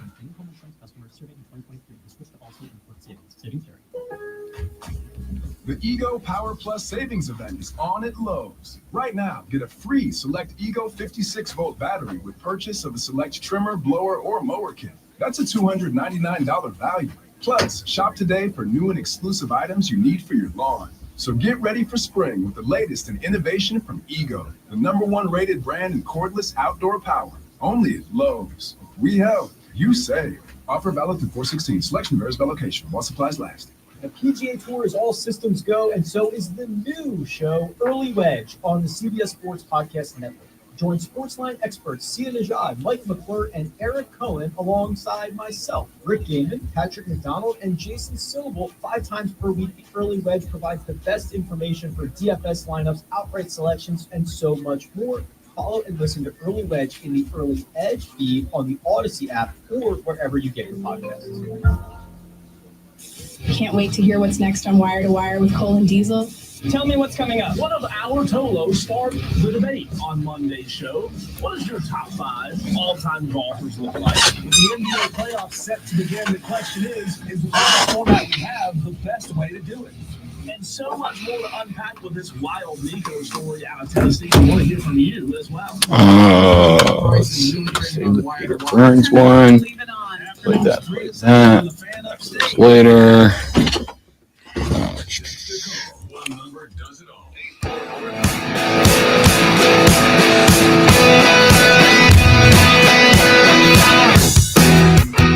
So I'm watching the Braves game last night. It was on the FanDuel network. And on the FanDuel network, they have a roving stadium reporter. His name is Wiley Ballard. And he will go out and he'll get reports from the dugout and all that. But he'll also go out into Truist Park and he will interact with fans. And they'll make it's baseball. You got some time. You got to get the fans involved a little bit. Well, the desk crew sent Wiley up to the Champions Club. It's kind of a more exclusive, more comfortable, less packed. 1%. Yes, that's exactly what it is. So they sent Wiley up there. And when they cut to him about halfway through the game, he's having a conversation with 2 young, attractive, blonde ladies. And he starts the conversation on the camera by introducing them. And there is on his left screen, right, one of the ladies who, I don't know how to say this without saying it sounded like an overall chauvinist pig, but it's important to the conversation. One of the 2 ladies is like clearly the more attractive of the 2 ladies. They're both attractive women. But the one that he is focused on, clearly a little bit more traditionally attractive. Okay, I'm just going to say conventionally attractive. And Wiley starts the segment. To you or overall? I would say overall. I'll see if I can find the video for you, great one, and I think you'll see what I'm talking about. I think, like most of us would find the one that he was kind of beginning the interaction with more conventionally, traditionally attractive. And when they go to him, he has his arm around her, but like doing the hover. You know the hover? Like the awkward thing when you're like when you first want to make the move on the girl or the fella, and you want to show that you're ready for physical contact, but they haven't expressed that they are. So you kind of do the hover, you put the arm around, but you don't touch, and you give them the opportunity to either kind of back into the arm and accept the physical contact, or to spin out like Marshawn Lynch and leave you, with the opportunity to just kind of drop your arm, and it's not a totally unnatural thing. So while he's got the arm hover going, and then the boys in the box decide that they're going to go full wingman, and it was glorious. Wiley, how are things up there at the Corona rooftop? Things are pretty great, Brandon. We're having a lot of fun up here at the Corona rooftop. Who do we got here? What's your name? My name's Lauren. Lawrence, all right. And I'm Kayla. Kayla, and you guys hang out at the rooftop lounge often? Once a year I come out to visit. Okay, well, we timed it pretty well. All right, good. How are you guys feeling about rooting for the Braves today? Oof, I don't know. I'm hoping for the best. What about you? Are you a Braves fan now? Not quite. Not quite. All right, I'm gonna go to work up here, guys. Good luck the rest of the way. Okay, Wiley, you got 4 innings to get the numbers. Come on it. Get us some more Braves fans. All right, so they want me to get your number. They want you to get my number. I'm dead serious. They're saying in my ear right now, she doesn't believe me because she thinks you guys are not. I'm making this up. Even if you guys weren't, I might use that in the future. That's actually a pretty good move. This is unbelievable. So the best part of this right now is that Wiley could totally be faking it. This might be the new move. Just walk around with a FanDuel microphone and an earpiece in and convince fans that they're actually on TV. I should have thought of this years ago. I am speechless. I got the number. We're good. I am without speech. The first time in I'm a little nervous. broadcast history. I'll see you guys. Sweating yet? No. There are too many dangerous places we could go with this. So I'm going to try to focus on the baseball here. Eli White now.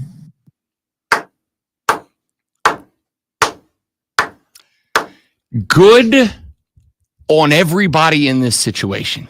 I got to see what this guy looks like. You can Google him. Hi, my name's Wyatt, and can I have your phone number? The guys back said that I should ask. I wouldn't ask you normally, but this is for a bit. I won't call or stalk or anything. So there's a couple of angles, and that's certainly He sounds one. like a Muppet, man. I swear he does. There's a couple of angles, and that's certainly one. And I can say, as a I didn't get married till I was 40. I spent the better part of my 30s, kicking around, looking for the one. And Rob Brown I'm not ugly, but like I'm generic creative character white guy number 3. All right, like I don't stand out. I don't walk in a room and have ladies go, that guy. If I wasn't 6'3", which is the number one thing I've been told in years gone by, what drew you to me? Oh, you're tall. Like, that's what I got. You're tall and you got personality, I was right? going to say, thank you. By personality, you mean loud. Yeah. When Rob walks in the room, he's in the room. Correct. And extroverted women traditionally appreciate that. Some introverted women, because it's like, oh, he can be the center of attention. I don't have to be. And for a lot of introverted women, that's a good thing. A lot of extroverted women, that's good, because they're like, I can turn it off, and Rob can just kind of carry the weight here. As a not conventionally attractive man, you kind of got to figure out where your cards are. You kind of got to figure out what your aces are in the hole, right? And for me, traditionally, it has been, yeah, man, like I'm in a band. I'm on the radio. I'm on TV. It's always been, there is some level, even though I was lying about it, there's been some intrigue of minor celebrity status, right? I'm not going into the bar and beating out Chad the six-pack guy. So what do I got to lean on the personality. I got to lean on the fact that, hey, you're with the band if you're with me. Hey, Rob Brown's on the radio. You can turn on the radio in your car and tell all your girls, hey, I'm with that guy, right? Like that's kind of been a thing. My man Wiley is kind of like me. He doesn't stand out. He's not going to be the most attractive guy in any room. But in that moment, he figured out that these ladies were like, I'm on TV. I'm on TV right now. And Wiley got the idea from the fellas in the box. They said, hey, you got 5 innings to get those digits, Wiley. And instead of doing what I think most guys would do, great one, I think most guys would be like, okay, guys, that's a good one. Let's go back to the baseball game. Wiley was like, that door's open. That door's open, and I'm going to waltz on through. And who knows what's on the other side? I salute you all as I move into the great beyond, but that door is open. And so he tells the gals, hey, these guys in my earpieces, we're on TV, and they want me to get your numbers. And here's the thing. We can laugh and ha-ha and chuckle it up. It worked. It worked. He got the digits from Lauren, I visit once a year, and I'm not a Braves fan. I'm just here because I got money, and these are the nice seats. What was his last name again? Ballard, Ballard. Like, he's not an ugly fella, but he's not going to jump out. And he took full advantage of, I'm on TV. The guys in my ear, ladies, are telling me that I should get your number. And hey, we're on TV right now. What do you say? And they were like, yeah. In fact, you can hear at the end of the clip, they're like, he's trying to sign off the segment, right? He's like, hey, we got to get back to the baseball. And the young lady, she's just still chatting him up. I don't know what she's saying to him, but you can hear, and if you watch the clip, like, she's very pleasant. She's smiling. So the one that gave him the number, you consider her the lesser attractive one? The one on the right of your screen, if I recall it correctly. is the one that's giving him the number, and the one to the left is the more attractive one. The one to his left. No, his right would be. Okay, I may have them backwards. Yeah, I'm just looking at a picture. I'm not. Yeah. Listen, so that we're clear, ain't neither one of these ladies unattractive. Okay, Wiley's not. Wiley's doing good for himself. Wiley's not what I expected from his voice. He's not a bad looking guy. I'm just talking about his voice. Yeah. I just good for him. Yes, good for him because he pulled it off. And by the way, you don't know that she gave the real number. That's also true. I mean, that's also true. There is it's never happened to me. Might have been the VD hotline, which I think is a classic. That is a classic. There is actually a phone number that you can give out that when someone calls this number, they will get a message that said, the person who gave you this number is not interested in speaking to you, but they didn't want to embarrass you by rejecting you outright. So take this as a sign that they were not interested and have a pleasant day. Like, it's very nice. Like, I think that you got rejected, but like they didn't embarrass you. So I think that's kind of awesome because if other girls saw you getting that number, then they think you have game, whether you do or not, and it might help you, further down the line because you can say, "Yeah, I didn't work out with her. I decided that we were incompatible." Absolutely, and on top of that, if nothing else, I promise you, there's not much that hurts a fella's ego more than going, "Hey, this has been fun. Can I get your number?" No, I don't think so. Oh, stab to the heart. At least this way that happens in private. But here's what I do know. I never tried that, so I will take your word for it. What I do know is my man Wiley walked up to two absolute smoke shows in the rich people seats. The fellas in the box were like, Wiley, get the digits, bro. Get the digits. Wiley, you got 5 innings. Get the numbers. And Wiley, who could have absolutely played that off and be like, all right, ladies, enjoy the rest of the game. Fellas, back to you. Wiley said, the door's open. I'm waltzing through. Ladies, the guys in the booth want me to get your number. And I feel like I have to ask now, is that okay? And at least one of them was like, yeah. And as he's signing off, she's still chatting him up. She could have turned and walked away. She's like, so blah, blah. My man said, ladies, I'm off 30 minutes after the game. I'll see you at the Battery. And they were like, yeah, I'm in. Originally, you gave them credit for being the perfect wingman. And you're right, because the perfect wingman also, unless they're messing with you, they believe whether you got a shot or not. They knew he had a shot. Yeah. That's the reason why they did. And they kicked him in the pants to make the move. Like, I got to tell you, I don't need a wingman for the approach. I need a wingman to gas me up for the. That's why I got Lonzo here. Lonzo, every morning, he's like, Rob Brad, you're the best in the world. And every morning, I'm like, you're damn right, Lonzo. Thank you for saying all these nice and complimentary things to me. Let's go do a hell of a radio program today. And it works like a charm. That's a great wingman. The boys in the box did a great job. Wiley did a great job. Just hand claps all around for the boys. That's good work. That's good work. Back after this on the Rob Brown Show in the Fan Upstate.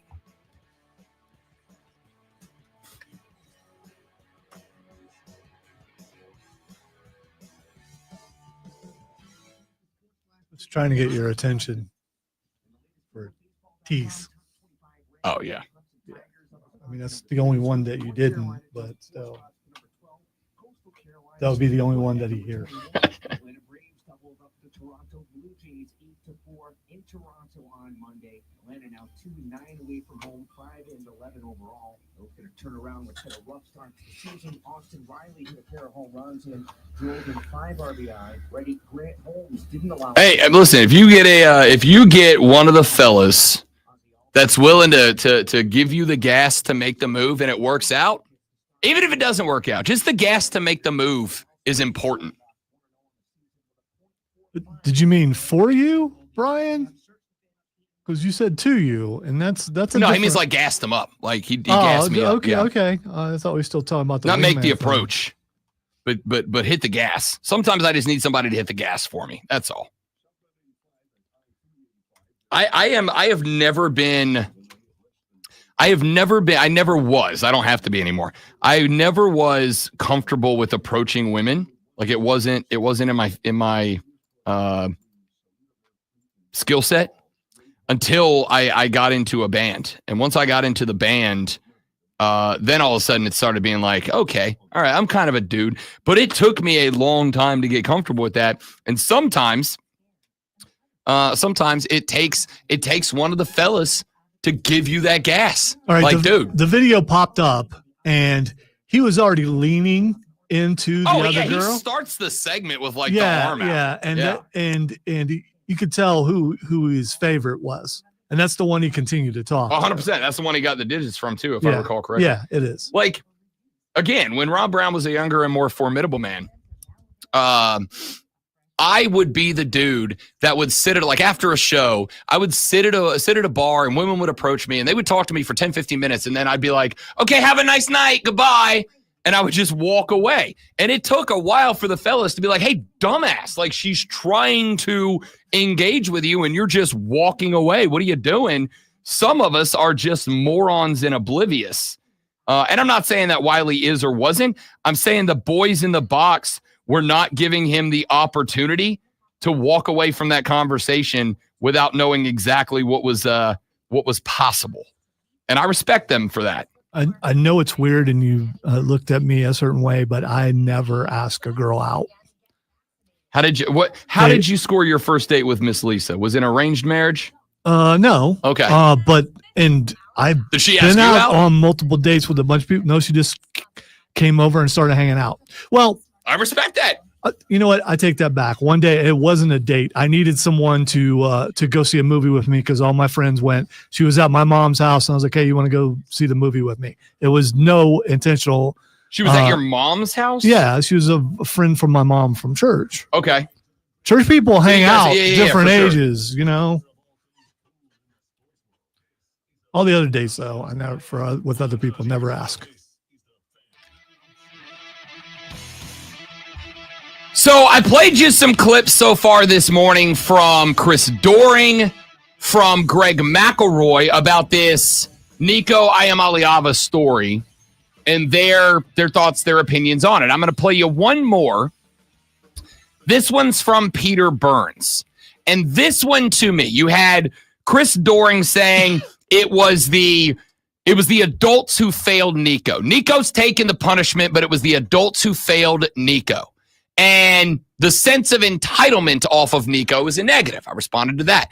You got Greg McElroy, who pointed out that while this stinks for Nico, this might actually be good for college football because this is the first time, at least on a very large, let's say national scale, this is the first time that a school has said, no, we're not giving you more money. We agreed to a deal. Either you honor that or you got to go. And then let the kid go. This is the first time. And that's a great point. Peter Burns from the SEC Network had thoughts as well. I can't imagine how many of these stories are out there, CD, that we never heard of. And you know why? Is because traditionally these players have reputable agents that have done this for 20 years. They have agents that have relationships. They don't want to burn a bridge. Nico Iamaleava's father or his support team, they don't care because they only represent Nico. But if there was an agent that represented 20 players now and hope to have hundreds in the future, they need to create good relationships. So therefore, those universities go, this guy's solid. There's not going to be any kind of wiggle room. There's no contract negotiations. It is what it is. And they know how to do it the right way. But for Nico and his family, they don't care. They only care about the Iamaleava name and the Iamaleava bank account. Now, the question is on whether or not he's actually even going to get paid more than he was at Tennessee, because now the market has cratered because they didn't know how to handle the quote-unquote contract negotiations. And it's going to be a lesson. I think the biggest lesson that we'll ultimately learn from all of this is that student athletes and these players will hire reputable agents to handle this deal. Because I'm a firm believer, had they hired a reputable agent to handle this deal, it would have gotten quietly done. Nobody would have said anything. It would have gotten probably a little bit of bump of money. Tennessee would have been happy. Nico's family would have been happy. They would have felt like they got the love, and we would have never heard a damn thing. Okay, so I'll start at the beginning or the end and work backwards. Peter Burns says, had they hired a reputable agent, this probably does not get the play that it gets. Had they hired a reputable agent, what they would have ended up happening is they would have reached a deal with Tennessee. Tennessee would have been happy. Nico's family would have been happy. Everybody would have been happy. This story would not have reached the sunlight, and we never would have known about it. I don't know if that's true or not, to be honest with you. I think there's a good reason to believe that it is true, and that is Carson Beck got a deal with Miami done. $4 million. Did not hear about it until it was done. We've talked about the kid at Duke, Mensa. Got a deal done. Did not hear about it until it was done. I think that there is a good reason to believe what Peter Burns is saying is correct. And this is one of the reasons that I've said the NCAA is going to have a hard time mandating things. Putting guardrails and guidelines down. Again, you had to do the reason that so many of us said this at the beginning, whether you were pro or anti-portal, pro or anti-NIL. We said put down the guidelines before it says go. And that way, if someone wants to challenge a guideline or a protocol or a guardrail or a rule or whatever, they have to do that one at a time via litigation. If you have none, then anybody can just go off, do their thing, and you have to be the one that tries to circle back around and end something somebody's already done, which is going to make it real hard to win any sort of legal battle in that regard. And the NCAA did nothing. So now you have, again, the Attorney General of the state of Tennessee making the argument that Nico Iamaleava should have the right to negotiate his NIL deal, and he got that right, and then he did that. He did that. That's why he's leaving, right? But to circle back around to the beginning of Peter Burns' take here, where he talks about the fact that when it comes to the concept of reputable agents, I'll give the NCAA an idea right now on how to solve a lot of these problems before they prop up again. Now, you can't mandate that athletes do anything.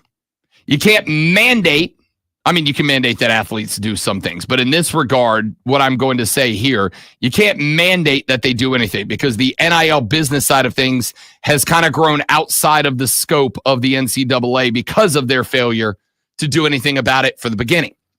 However, NCAA, if you'd like to at least give yourself some leg to stand on here, do what the NFL has done. Create some sort of agent clearinghouse. Create some sort of in-house training format where agents can come to the NCAA and they can go through a process by which they learn everything there is to learn about representing college athletes in the NIL world, and then put together a database. Here are all the agents and all of the agencies nationwide that have gone through this process, this procedure, these training classes, whatever. Here are all of the agents who have done that. And then just encourage every college player that is coming into school. If you believe that you are going to end up in a situation where there is NIL money at play, and by the way, a lot of this is going to change if and when the House settlement finishes, and this all ends up coming direct from the schools. This will all change, but until then, I think you carry on as if it's not going to. Create a pool of agents who have gotten approval from the NCAA, who have gone through their training, who have been validated, credentialed by the NCAA as NCAA-approved athletes. Doesn't mean the athletes have to use them, but they have NCAA training and approval. And then you give that list to every athlete who signs a scholarship. And you say, here are all of the agents and agencies that are approved, that have been through our training, that know better the ins and outs of this entire NIL scope than ever before. And we advise and suggest you pick an agent from this list. Now, would that have helped Nico Iamaleava? I don't know, because there were absolutely agents out there that would have loved to have Nico Iamaleava in the portfolio, in their representative pool. and Nico's father and whoever else is in his little advisory council decided that they were going to go it their own. And they got Nico removed from UT. They got Nico removed from Tennessee. And again, do I think Nico Iamaleava is going to end up somewhere, is going to have a landing spot? You're damn right I do. The question mark isn't going to be, is he playing FBS level ball next year? Is he playing top-notch college football? No, I think he will. Question mark is he doing it and making $2 million a year, or $4 or $6 or $1 or $500,000 or $0? Because somebody goes, you're welcome to come here and play top-tier caliber ball to try to develop and get ready to go play in the NFL. But based on what happened with your dad, based on what happened at Tennessee, based on the fact that you got walked off that squad, we don't have any interest in doing an NIL deal. So, if you can get some on your own, have at it, but you won't be getting any through our collective. Well, I believe that there's an NIL collective out there who could care less about any of that stuff. They'll pay him whatever he needs to come to their team. I think you're right, honestly. I think you're right. And this is part of the conversation I was having back in the first hour. If that happens, if you're right, and I agree with you, I think you're right. If that happens, now we get to the point where even Rob Brown is going to look and go, hey, man, like we kind of have this world now where, again, I'm still not going to fault the players. Get the bag wherever you can. But what is the reasoning for stars not to act like Nico Iamaleava? If Nico catches a contract, an NIL deal from XYZ State University, an FBS caliber power conference school, and he gets $5 million a year. Well, if I'm a kid that is as heralded as Nico Iamaleava, what is my reasoning? What is my rationale to not just do the same thing? Hey, coach, I'd like $4 million next year. Okay, we're not doing 4. All right, see you later. Forget the song and dance. Forget the holdout. Forget the not showing up to meetings. Forget the controversy and the drama. You just walk up to that school's version of Josh Heupel and you go, Coach, I need an extra milli this year because I did this. I hit these marks last year. I'd like more money. And the coach goes, yeah, no, we can't do that. I'm not going to put that call into the collective for you. Or the collective goes, yeah, no.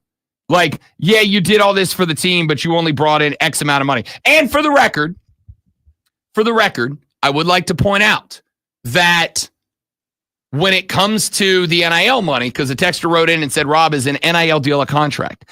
NIL deals with NIL collectives regularly are contracted. One of the stories that is coming out about Nico Iamaleava right now, and again, there's a lot of stories circling right now, a lot of rumors going around right now, and I do think it is going to be some amount of time before we find out how many of them are hit pieces and how many of them are true.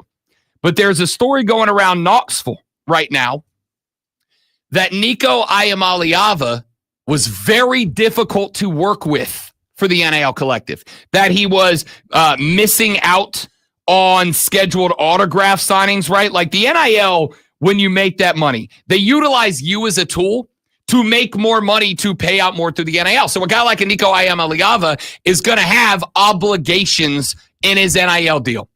You have to sign this amount of merchandise. You got to make this many appearances at public events. You got to go to our quarterback club meeting, and you got to go to, this youth organization sporting camp, and you got to do this, and you got to go work for that or whatever. And the rumor is that a part of the reason that the Tennessee NIL collective was unwilling to renegotiate with Nico Iamaleava was in part because Nico Iamaleava was not meeting his NIL obligations. He was ghosting the collective.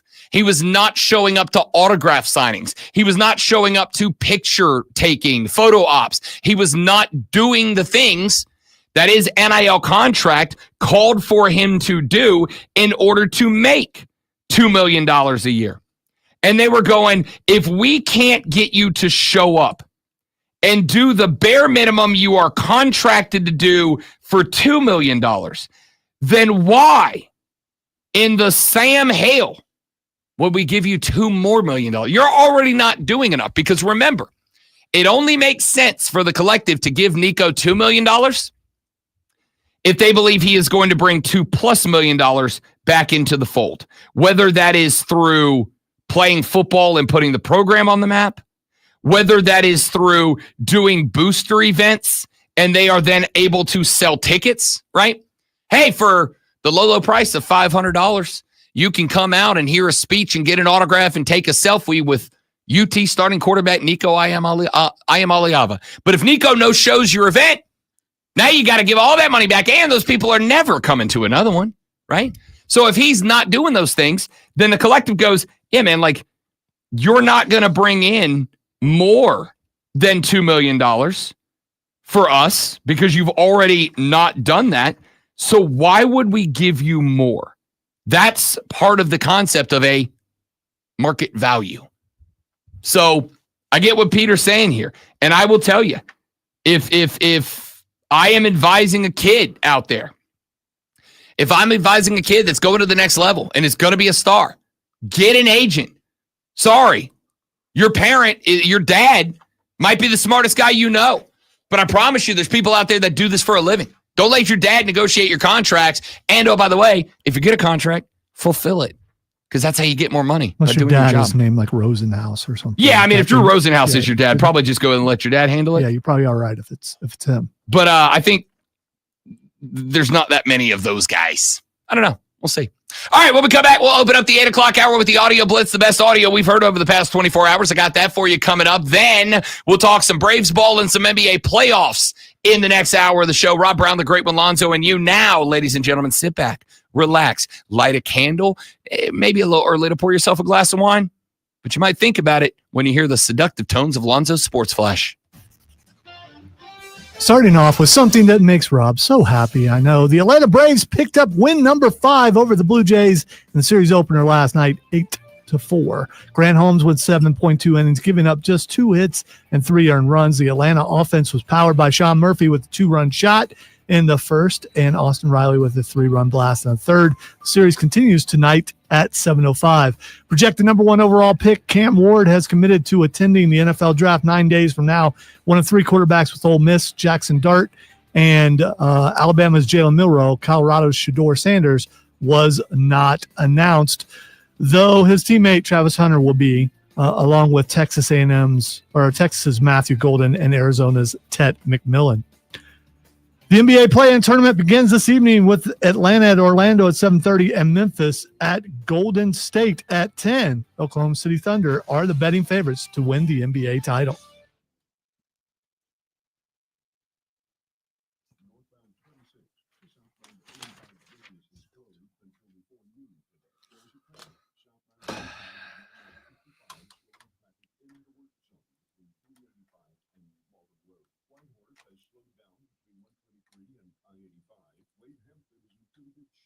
From the News Talk 98.9 WORD Traffic Center, I'm Bill Brooks on the Fan, Upstate. The Beef Depot Monument. We'll discuss as we take a bite out of history with Ingles Markets. Construction of the Washington Monument began in 1848. Due to a lack of funding, construction halted in 1856, and the start of the Civil War in 1861 delayed construction even more. Despite its incomplete state, the structure and the land around it was put to good use during the Civil War. Land around the monument was used to graze cattle, and with Washington, D.C. on the front lines of the war that was largely in Virginia, it was also the staging area for the Quartermaster Division, providing supplies to the Union troops. One of those crucial supplies, beef rations from the cattle that was raised there. The monument itself was even used as a slaughterhouse and a place to store meat for the hungry troops. Even standing at just 1/3 its proposed height and being used as a slaughterhouse, the Washington Monument was the tallest structure in America at the time. And when not being used to store meat, the public was allowed to go to the top of the unfinished structure to see all of Washington, D.C. Mark Twain said of the Beef Depot Monument that it looked like a, quote, hollowed, oversized chimney. The Washington Monument was finally opened to the public in 1888. This has been a bite out of history with Ingles Markets. We all hear the radio ads about the IRS. They tell you to be afraid, to be scared, and they try to frighten you into calling. I'm not here to do that. Tax relief. Not really, Stephen, but I appreciate it. Is here to tell you that if you owe owe money to the IRS, whether it's $5,000, $50,000, or $500,000, we have a solution. It doesn't matter if you're senior or Yes, Tron. So I am the in-arena MC for the Spartan Burgers, for the Swamp Rabbits. And when I got to the game on Sunday, everybody was losing their mind because Mark Bonetti, or as Gruden called him, and now we all call him, Mark Bugatti, sent Chucky a box of Swamp Rabbits gear. And he put the gear on and did a whole John Gruden segment about how he's a Swamp Rabbits fan now. And then yesterday, he posted a follow-up vid talking about the fact that he became a Swamp Rabbits fan and the Rabbits automatically beat the number one team in the ECHL the day after he became a fan. So he is all in on the Bunnies now. So now I can't make fun of Grandpa Gruden on the internet anymore.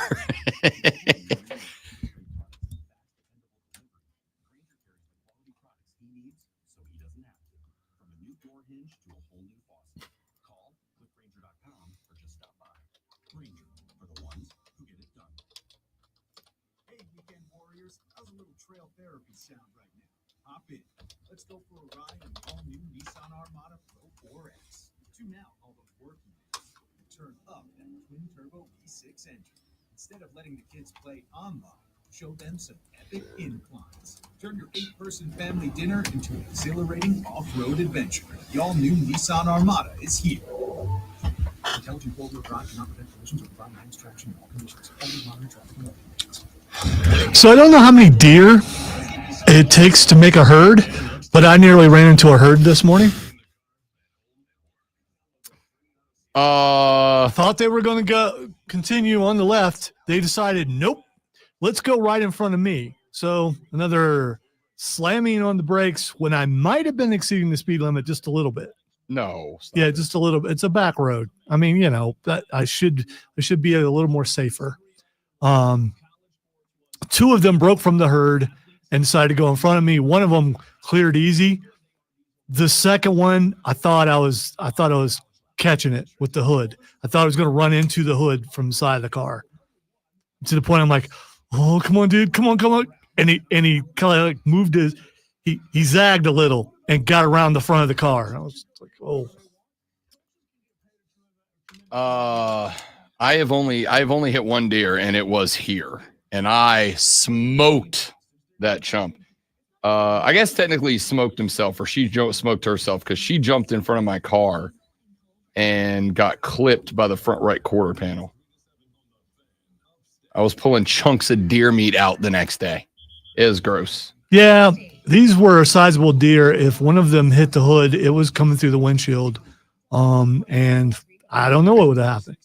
In fairness, this was my Jeep. So it had some booty to the front of it. It was right near the end of the road too. So I don't expect them near the end of the road. It wasn't like in the middle of the woods.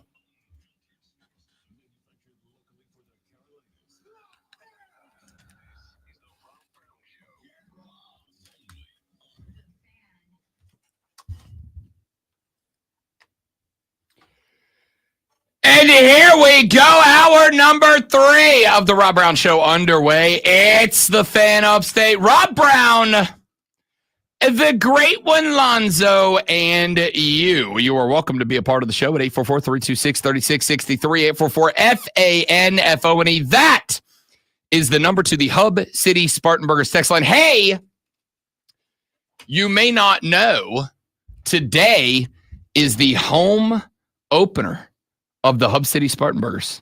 This evening, over in the Berg, the Burgers have game number 1 at the new crib, breaking it out in style. I know that I believe Diesel and Cole are going to be over there for that contest. That's exciting. We'll have updates for you tomorrow on the show. The Burgers have been good to start the year. Real good. Got a couple of series wins right out of the gate, all of them on the road, and now they get to come home for their first heap and helping of home cooking. And I'm excited to see how that's going to play out for the Burgers and for Spartanburg at large. we'll keep an eye on that for you. And again, we will talk about it tomorrow on the radio program. Diesel and Cole will be there this evening broadcasting live from the game itself. So make sure you check in for Wire to Wire this afternoon from 3 to 7 p.m. right here on the Fan Upstate. All right. We've gotten into the Nico Iamaleava story a couple of times this AM. You guys are welcomed to chime in. I have seen the social media discussion has been heated both since the early announcement that Nico was considering skipping out into the transfer portal if he did not get an upgraded contract. And since, again, after Nico skipped out on pre-spring game meetings and practices, and again, since Josh Heupel announced that he was no longer a member of the program. The biggest take away from this for me, the biggest take in the entire Nico Iamaleava story is very simple. The market for quarterbacks, the market for college football players, there are two sides of it. Every market has a buyer and a seller, no matter what the product is, whether it's quarterbacks, wide receivers, running backs, whether it's hamburgers and hot dogs. There's buyers and there's sellers. And the buyer's job is to find out what is the least money that they can pay for a good and or service. And the seller's job is to find out what's the most money they can get someone to buy that thing for.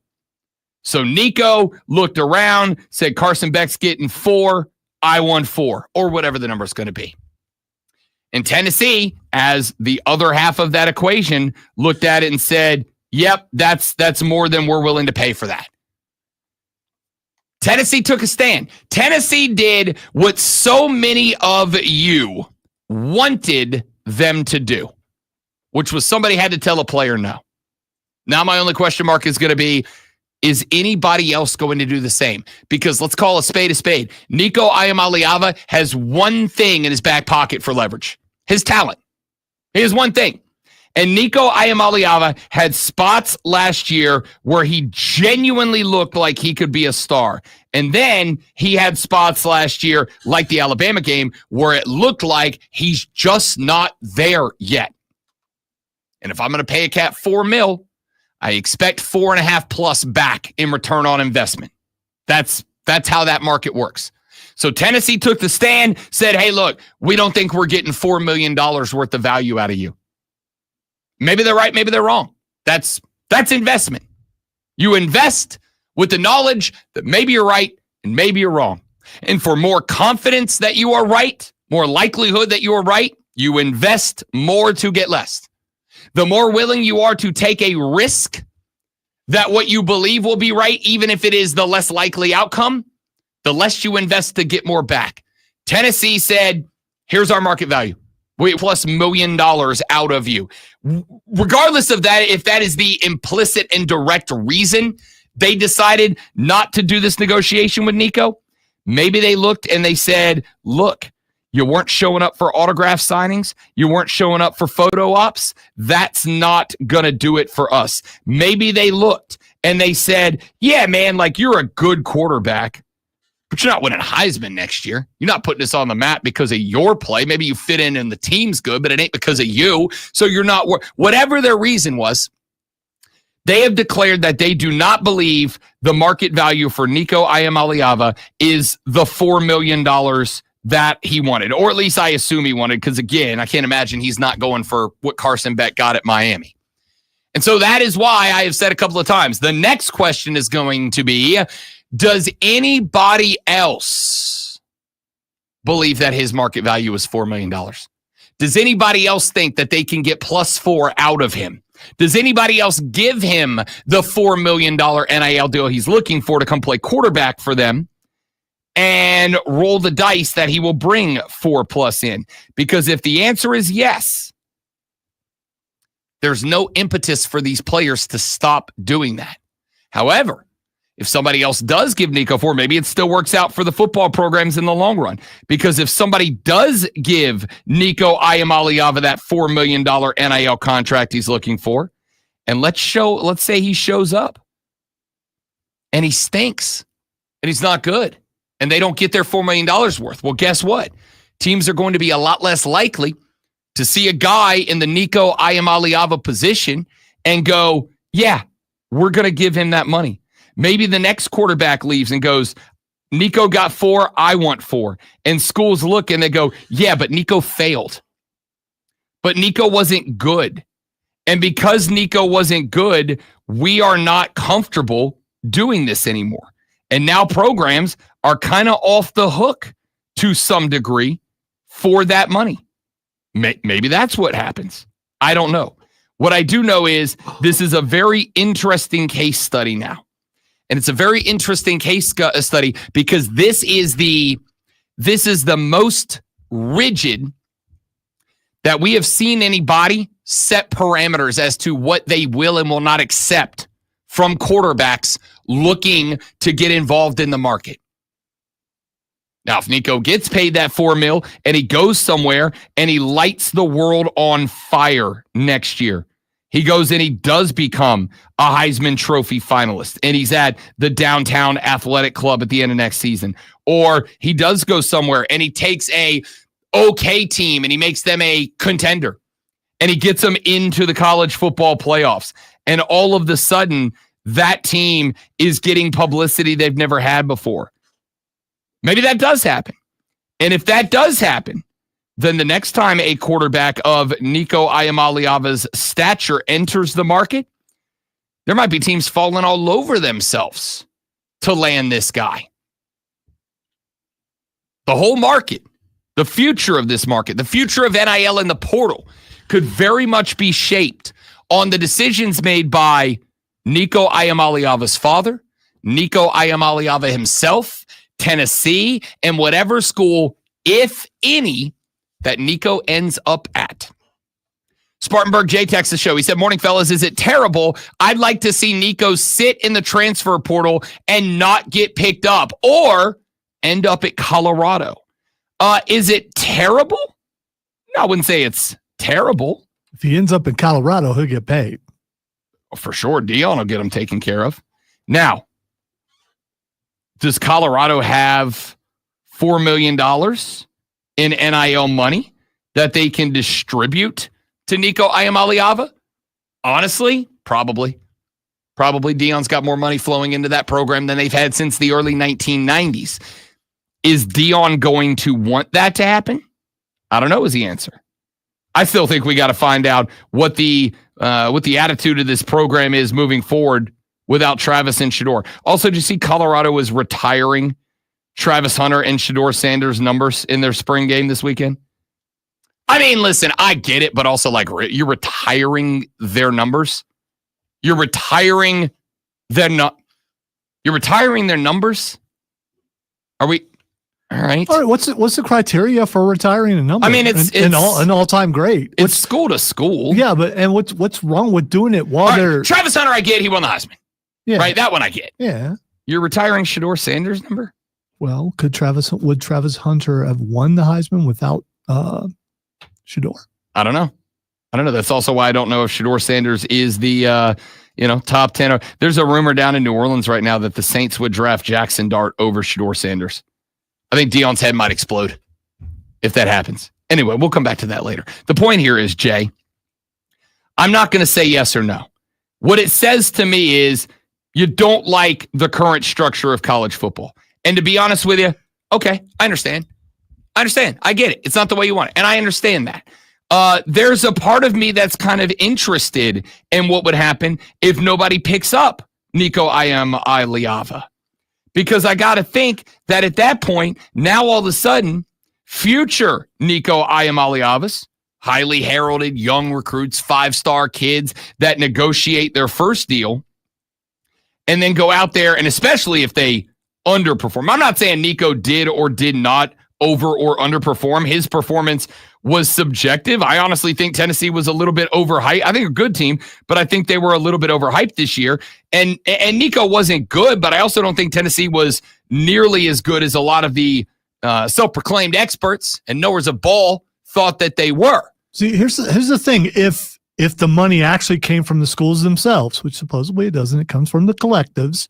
If it came from the schools themselves, phone calls from school to school saying, hey, we can stop this if none of you sign this guy, and then maybe this curtails what might happen in the future, or at least for a little while, they could do that. But the money comes from collectives, and collectives are not beholden to anybody except for their school, and it's more about them than it is whoever the coach is and whoever. It's their fandom of that school. So you cannot organize, at least I don't believe, a boycott of a player through all these collectives. I mean, again, that would be here's where you get to the point where I need a lawyer. I'm not one. Here's where the point where I don't know if that was to happen, right? Like Dan Lanning allegedly, and this is a story out of Knoxville, Dan Lanning, the head coach at Oregon, allegedly called Josh Heupel and said, hey, just as an FYI, your quarterback called our collective and asked about how much he could make. And there are folks in Knoxville right now that are reporting that was what ultimately led Josh Heupel to decide to go ahead and kick Nico off the program. I wonder if those phone calls started going around. A guy like Nico Iamaleava jumps into the portal, makes the call, and a school like Tennessee says, yeah, you don't go here no more. If the collectives all started talking to each other and saying, hey, if you don't give this guy money to play, we won't give him money to play. I wonder if that would be something that a player like a Nico Iamaleava would be able to sue for collusion, right? In the NFL, the teams can't talk to each other. In the NFL, it is strictly prohibited for them to talk contract, right? They can't say, hey, when, I don't know, pick your free agent quarterback next year. When Brock Purdy becomes a free agent next year, if you don't pay him more than X, we won't pay him more than X. And together, what you're effectively doing is falsely manipulating the market. And that's collusion. You can't, in the NFL, you get a lot of fine for that. Or this could be akin to checking resume sources, calling a former employee and go, how did this guy do? We're considering employing him. It's the same sort of thing, isn't it? I mean, to some degree, yeah. But again, it's a matter of, could you make the call and go, hey, tell us about Nico Iamaleava's background? And the Tennessee collective could go, well, he didn't show up for autograph signings. He didn't show up for photo ops. He was hard to work with. He was this, he was that, he was the other, he was this, he was that, the other. And then again, Oregon, just because they're on the tip of my tongue right now, and Oregon could tell Nico, hey, man, listen, unfortunately, there's just too much baggage that comes along. We're not going to be able to play you. Versus them calling Tennessee and going, or them Oregon calling USC and going, here's the deal. Don't give this kid $4 million. All right. Well, like together we can manipulate the QB market. If you don't give them 4 and I don't give them 4, then the market has an unnatural ceiling on it. I don't know how the collusion laws would work there. If a player could sue those two schools and say, hey, that is market manipulation for my money, for money that I can make. You unnaturally brought down the cap of money that I could make, and I'm suing you for damages. I don't know how that works. I got to do some research on that. I got to talk to a lawyer. But in the NFL, that is strictly prohibited. Again, NFL has a collective bargaining agreement with unionized players that college sports, as of today, does not. How much of a difference does that make? This is why a lot of this is so interesting. This is why next week when we have, say, John Blau on, who's been following this story for the Post and Courier, we're going to ask him where we are in the House settlement, because that's going to have a lot to say about what happens next. I don't know. Like I said, this whole story is very interesting. I want your thoughts. I want your input, your take. 844-326-3663. That's the number to the Hub City Spartan Burgers text line. When we come back, we will get your audio blitz. The best audio we've heard over the past 24 hours from the sports world and other places. Next on the Rob Brown Show in the Fan Upstate.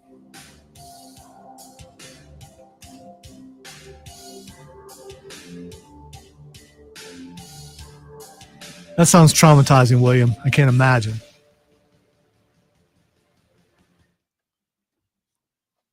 Glad the kid's okay, though. Shattered the... Oh, woof. Woof. Or whatever deer say. Do deer make noise? They do. It's kind of a grunting. That makes sense. I feel like I could have guessed that. All right, give me just a minute, guys. We'll be right back.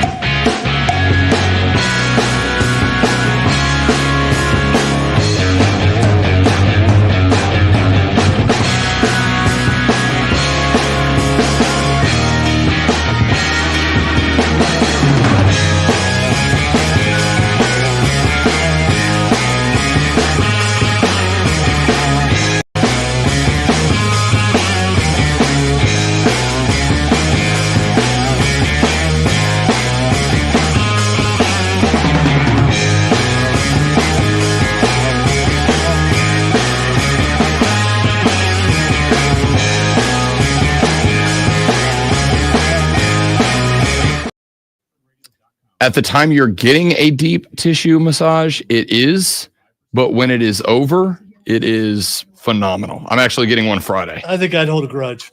You won't? Yeah, I would want to hurt the person who's hurting me. When you, first off, I get put to sleep when I get one. I don't do them very often. I'll do one like every 3 or 4 months. I'll go get one. And I quite literally will tell the person, like, hurt me. I want you to hurt me. Not in like the weird Rhea Ripley way, just in general. Okay. You just went Deshaun Watson, Bob Kraft. No. That's a different kind of blank me.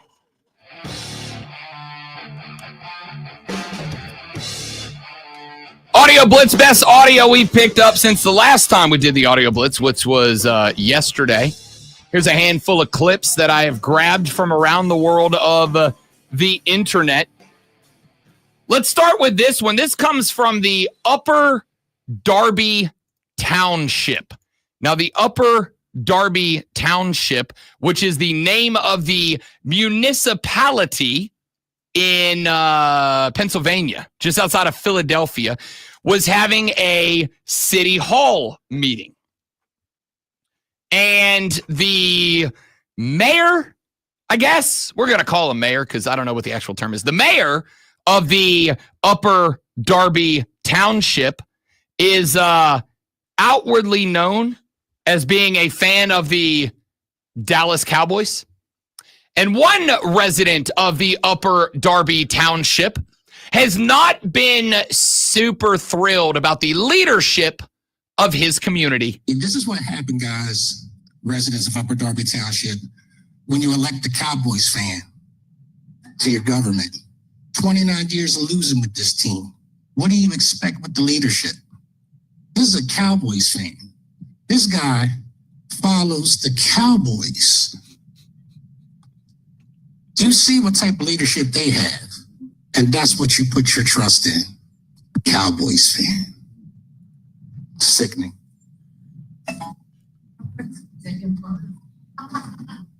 Thank you. Next. Thank you. Tell me you did not just say that.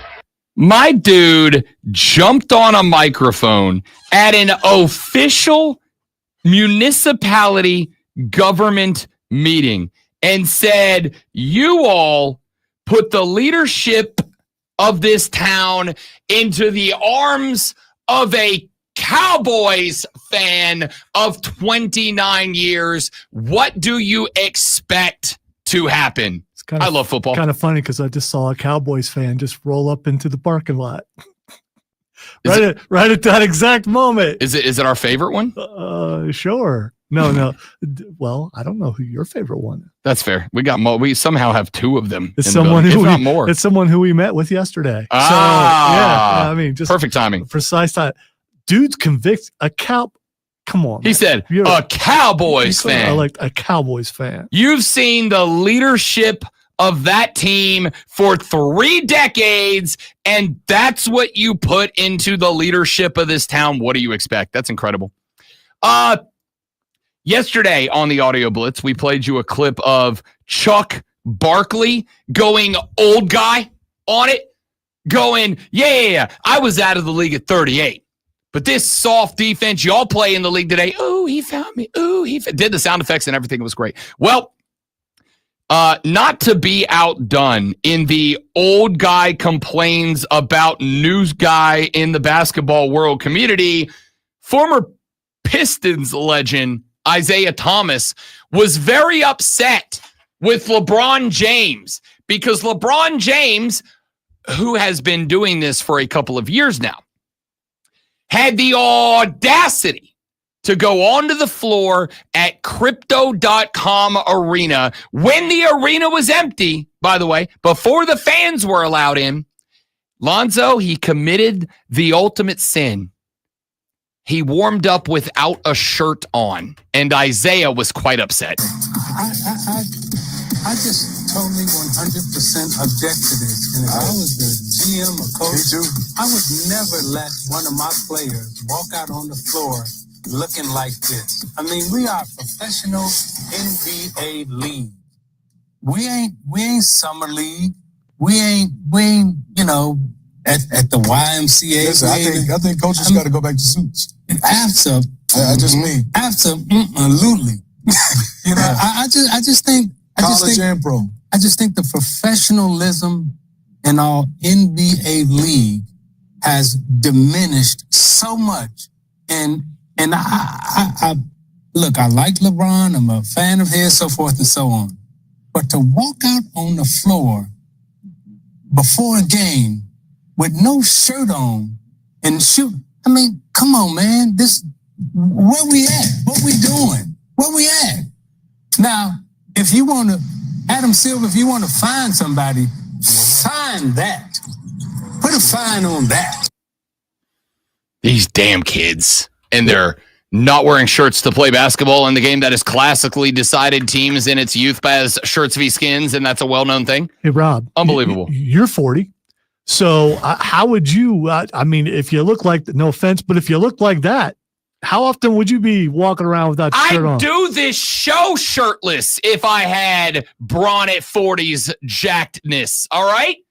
If I look like LeBron today, and granted, it's easy for LeBron to do it. He's a billionaire. He can have every dinner for the rest of his life cooked by a different chef every time and never run out of money.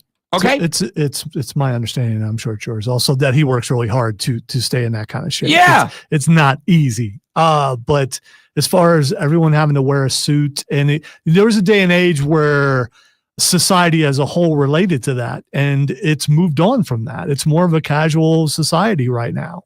So you got to get with the times. Is there a time and place for suits? Absolutely. But I don't think it's necessary for the coaches to do that. And I don't have a problem with LeBron going around without a shirt on. If you got a problem with that, Isaiah, then you need to give me a defense for the short shorts you guys used to wear. Because, I mean, that to me more offensive than no shirt. I don't care about either. Like, I don't care. LeBron's working out on the basketball court, which, again, forget when I was a kid, to this day, go down to the gym. If you play a pickup game, the game is shirts v skins. Okay? They're playing a game. And LeBron's like, he's not rolling out there, walking onto the court for the game shirtless. He's not doing that. He's warming up in an empty arena shirtless. What? Listen, I understand the time and the place for professionalism.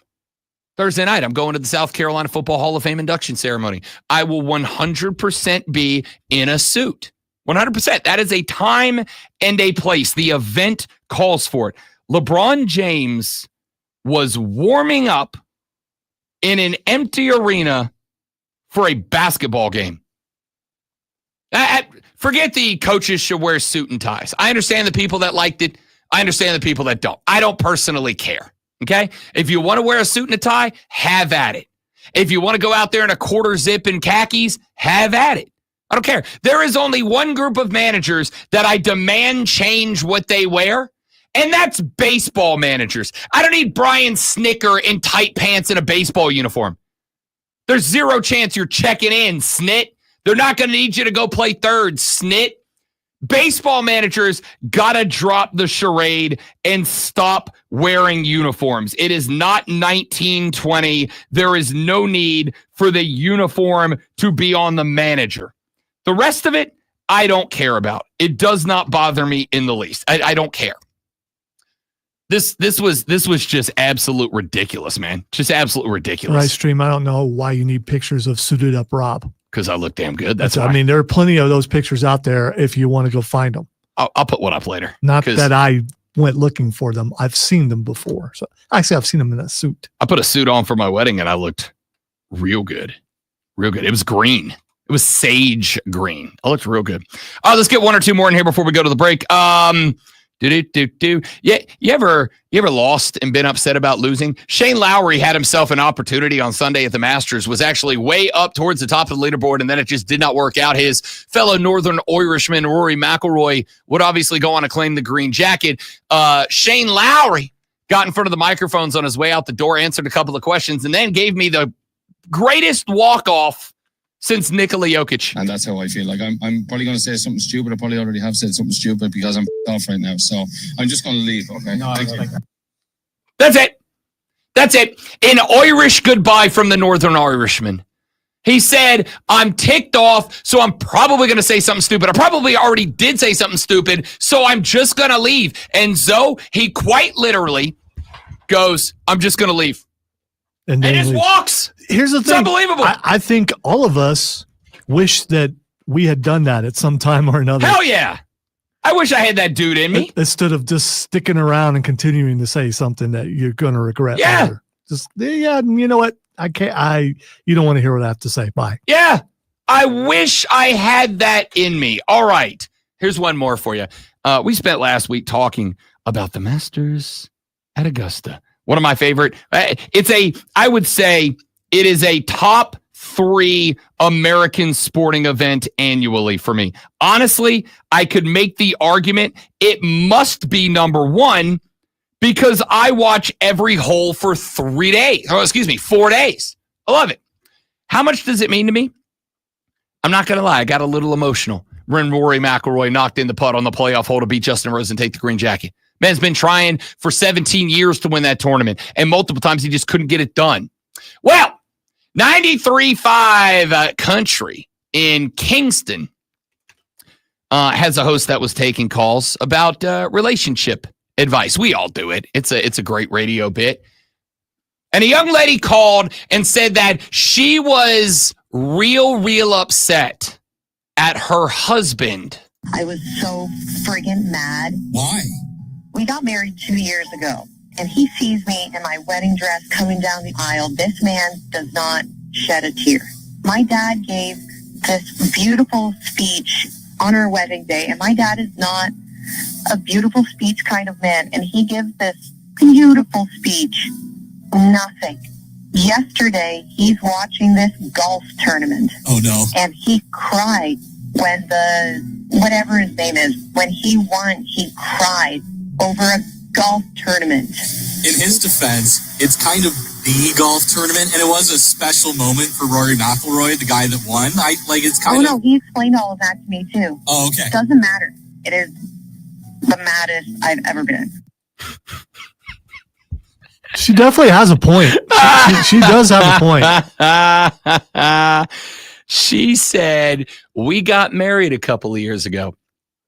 I came down the stairs, descending angelic upon him in my white wedding dress, not a tear. My father, not a sentimental man, get up and gave a beautiful speech about our love and our relationship. My father accepted this man as my husband, his son-in-law, not a tear to be seen. But when Rory McIlroy got his green jacket on Sunday, this man broke down. The poor host on 93.5 Country's like, yeah, but it kind of is the golf tournament. Right. And it's a special. This man, Rory McIlroy, has been through so much. I was relatively sure if he lost that playoff hole to Justin Rose, we were going to watch the mental implosion of Rory McIlroy. We were going to watch a man potentially go certifiably insane, losing it again in that fashion on a playoff hole. I was at the Rabbits game on Sunday when Rory won. I genuinely got emotional on his behalf, just like I would if my favorite team won a Natty or a Super Bowl or a World. I cried the night the Braves won the World Series in 2021. I don't give a damn. Judge me. I was emotional for Rory. This lady said, this man didn't cry when he saw me in my wedding dress. For the record, I absolutely cried when I saw my wife in her wedding dress, and I don't care. Again, judge me. I'm just saying, young lady, if you don't get it, you can't get it. Sorry. It is what it is. Back after this on the Rob Brown Show in the Fan Upstate.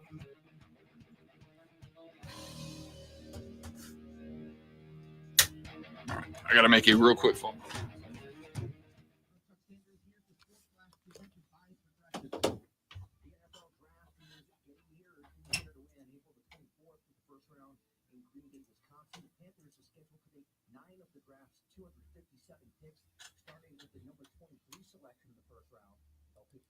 Overall in the second round, they get the 74th overall pick in the third round, a pair of picks in the fourth round, 3 picks in the fifth round, and 1 7th round selection. The Atlanta Braves doubled up the Toronto Blue Jays 8-4 in Toronto on Monday. Atlanta now 2-9 away from home, 5-11 overall. They're looking to turn around. It's been a rough start to the season. Austin Riley hit a pair of home runs and drove in 5 RBIs. Grant Holmes didn't allow a hit until Miles Straw homered to start the bottom of the 6th. Download the Odyssey app, search the Fan Upstate, and listen anywhere on your phone. Chuck Sanders, that's the sports class of Fan Upstate.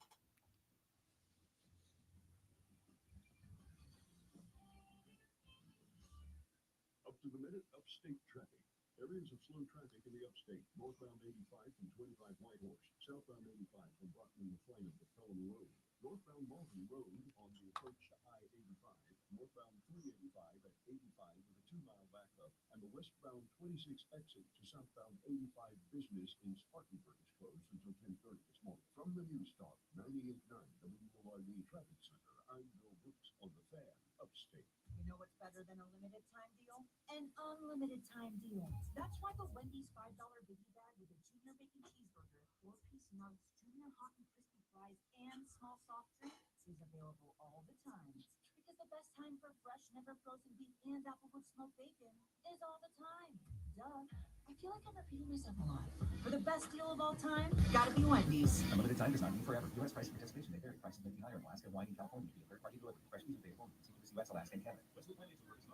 An important message about your timeshare from Chuck McDowell, founder of Wesley Financial Group. If you receive an unsolicited phone call or mail piece to discuss selling, renting, or especially canceling your timeshare, don't fall for it. Contact your timeshare resort or Wesley Financial. My wife called and I thought she needed me. It turns out it was a butt dial. Timeshare exit information kit free with the Hence a 4-minute voicemail of nothing. 858-1199. That's 800-858-1199. Hey, it's Charlie James. You know, living with chronic joint pain is like trying to get comfortable on a cactus sofa. Nothing feels good. And forget trying to do the things you enjoy this spring, golf, hiking, tennis. You're just trying to get by. I want you to know something. The medical pros at QC Kinetics right here in Greenville are on the case. Raiders standout pass rusher Max Crosby is being named the assistant general manager for football at Eastern Michigan University. Interesting. Crosby becomes the first active NFL player to hold the position. He now will help Eastern Michigan evaluate high school and portal prospects. Okay. That's according to Adam Schefter. Manage its NIL budget and also serve as special assistant to the AD on fundraising, alumni relations, and student athlete support.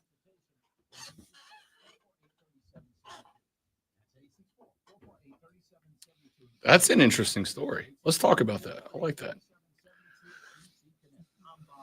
Founder and chairman of Burke America Parts Group, a family of brands that includes RepairClinic.com, an appliance and HVAC parts solution company that's grown into an international brand.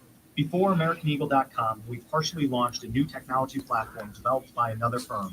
American Eagle helped take our technology to a whole new level with digital marketing, software development, and business insights into our key markets. I apologize for yawning so much. I dreamt all night. And when I dream all night, it's like I didn't rest. And one of my dreams was getting a PlayStation 5 in the mail, but it had like 10 pieces to it. And Bubba Ray Dudley was trying to help me figure out how to put it together. So it did not go well. What a mentor in the tech world. Yeah, I know. It did not go well. There was a whole lot of judging, just looking at me like, why can't you figure it out?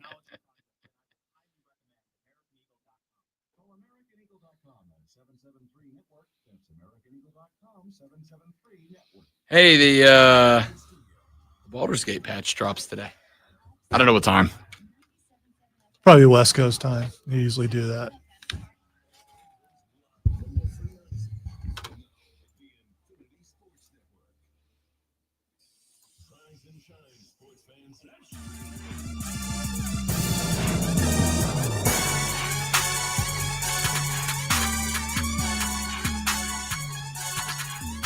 The Rob Brown Show back on your radio. It's the Fan Upstate. Rob Lonzo and you. Lonzo found a very to me, I don't know if it's interesting to y'all, but it's very interesting to me.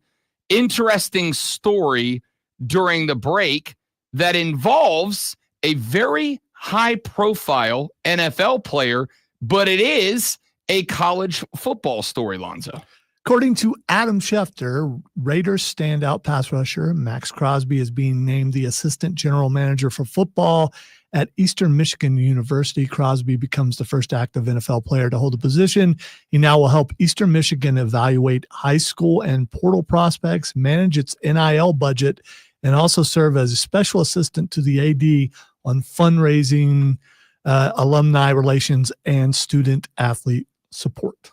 Very interesting. So Max is going to become assistant GM effectively and is going to help to evaluate talent both on the roster and out of the portal, recruits as well, is going to help with the budget, which, like, okay, I mean, I guess, it is going to help with fundraising, which I'm going to go ahead and say, he's probably got a good opportunity to do that. I really find this interesting because we have seen big time names over the last, let's say, year, we have seen big-time names start to step into college football general manager roles, if you will. We have seen, who is it? It's Lombardi at North Carolina is going over. We've seen some names. This is an active National Football League, not just player, but star. I mean, Max Crosby, for 10 minutes this offseason, was the highest paid player in the National Football League before, of course, that title transferred over to who we have. We had him. We have currently Myles Garrett. There was I think J.C. Horn was it for like 5 minutes. But for a handful of minutes this offseason, Max Crosby was the highest paid player. He is a star at the NFL level. This kind of feels like a publicity stunt, obviously. But it also kind of feels like a good idea. I don't know how good of an idea, and again, I don't know the kid. Maybe Max Crosby, for the vibe that he gives off as perhaps the most terrifying individual on the face of the planet. I'll have to check and see if this, I am assuming this is his alma mater. Eastern Michigan, not the biggest school, so him being there and doing that sort of thing is got to help them a great deal. An immense deal. You have got, leading your fundraising now, a guy who is one of the most actively infamous players in the NFL. Yeah, it should be obvious, but yeah, he went to Eastern Michigan, 2015 to 2018.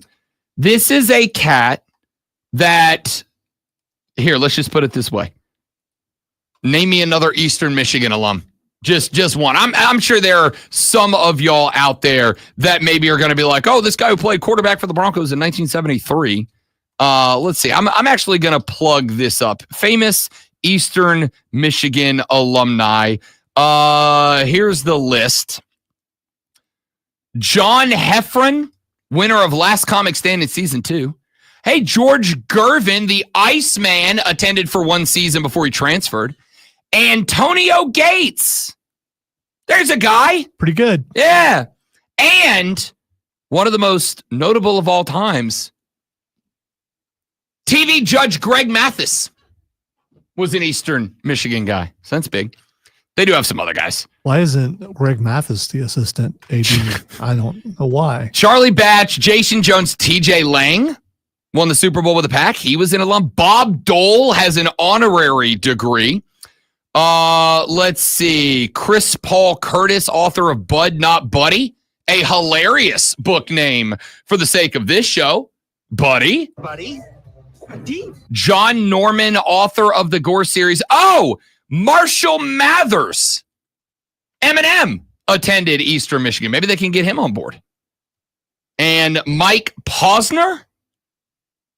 I don't know who. He's a singer-songwriter and record producer. I don't know who he is. Point here is, Eastern Michigan, when it comes to football, just got, I'm going to, for the sake of being a dude who absolutely adored Antonio Gates, say their second best football player of all time to jump on board as a PR move. But when it comes to fundraising, if Max Crosby, if you're an EMU guy and you get a phone call that says, hey, Rob, this is Max Crosby of the Las Vegas Raiders and EMU alum.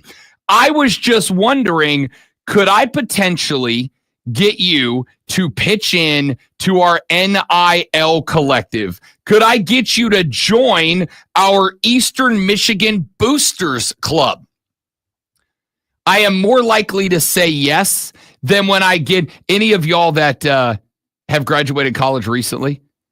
Do you get, Lonzo, have you ever gotten the send us your money generic letters in the mail? Because I still do frequently. I never graduated.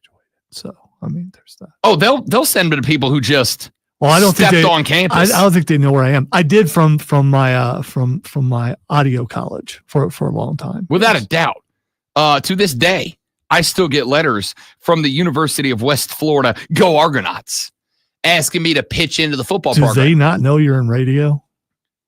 I mean, I probably still get letters because every now I and was then going to say, I if do. they did, they'd probably send you some money. Yeah. Here's a check. Our Hey, bad. I got my communications degree from West Florida. They're probably like, yeah, we probably didn't try hard enough to talk you out of that. That's on us. We're raising NIL money for you now, Rob Brown. If Max Crosby calls my house looking for some fundraising for Eastern Michigan, that's a harder no than if you get a call that goes, hey, this is Johnny Johnson. I am the owner of Johnny Johnson Electrical Services and the president of the Eastern Michigan Booster Club. Like, all right, Johnny Johnson, man, it's tough out here in the streets, man.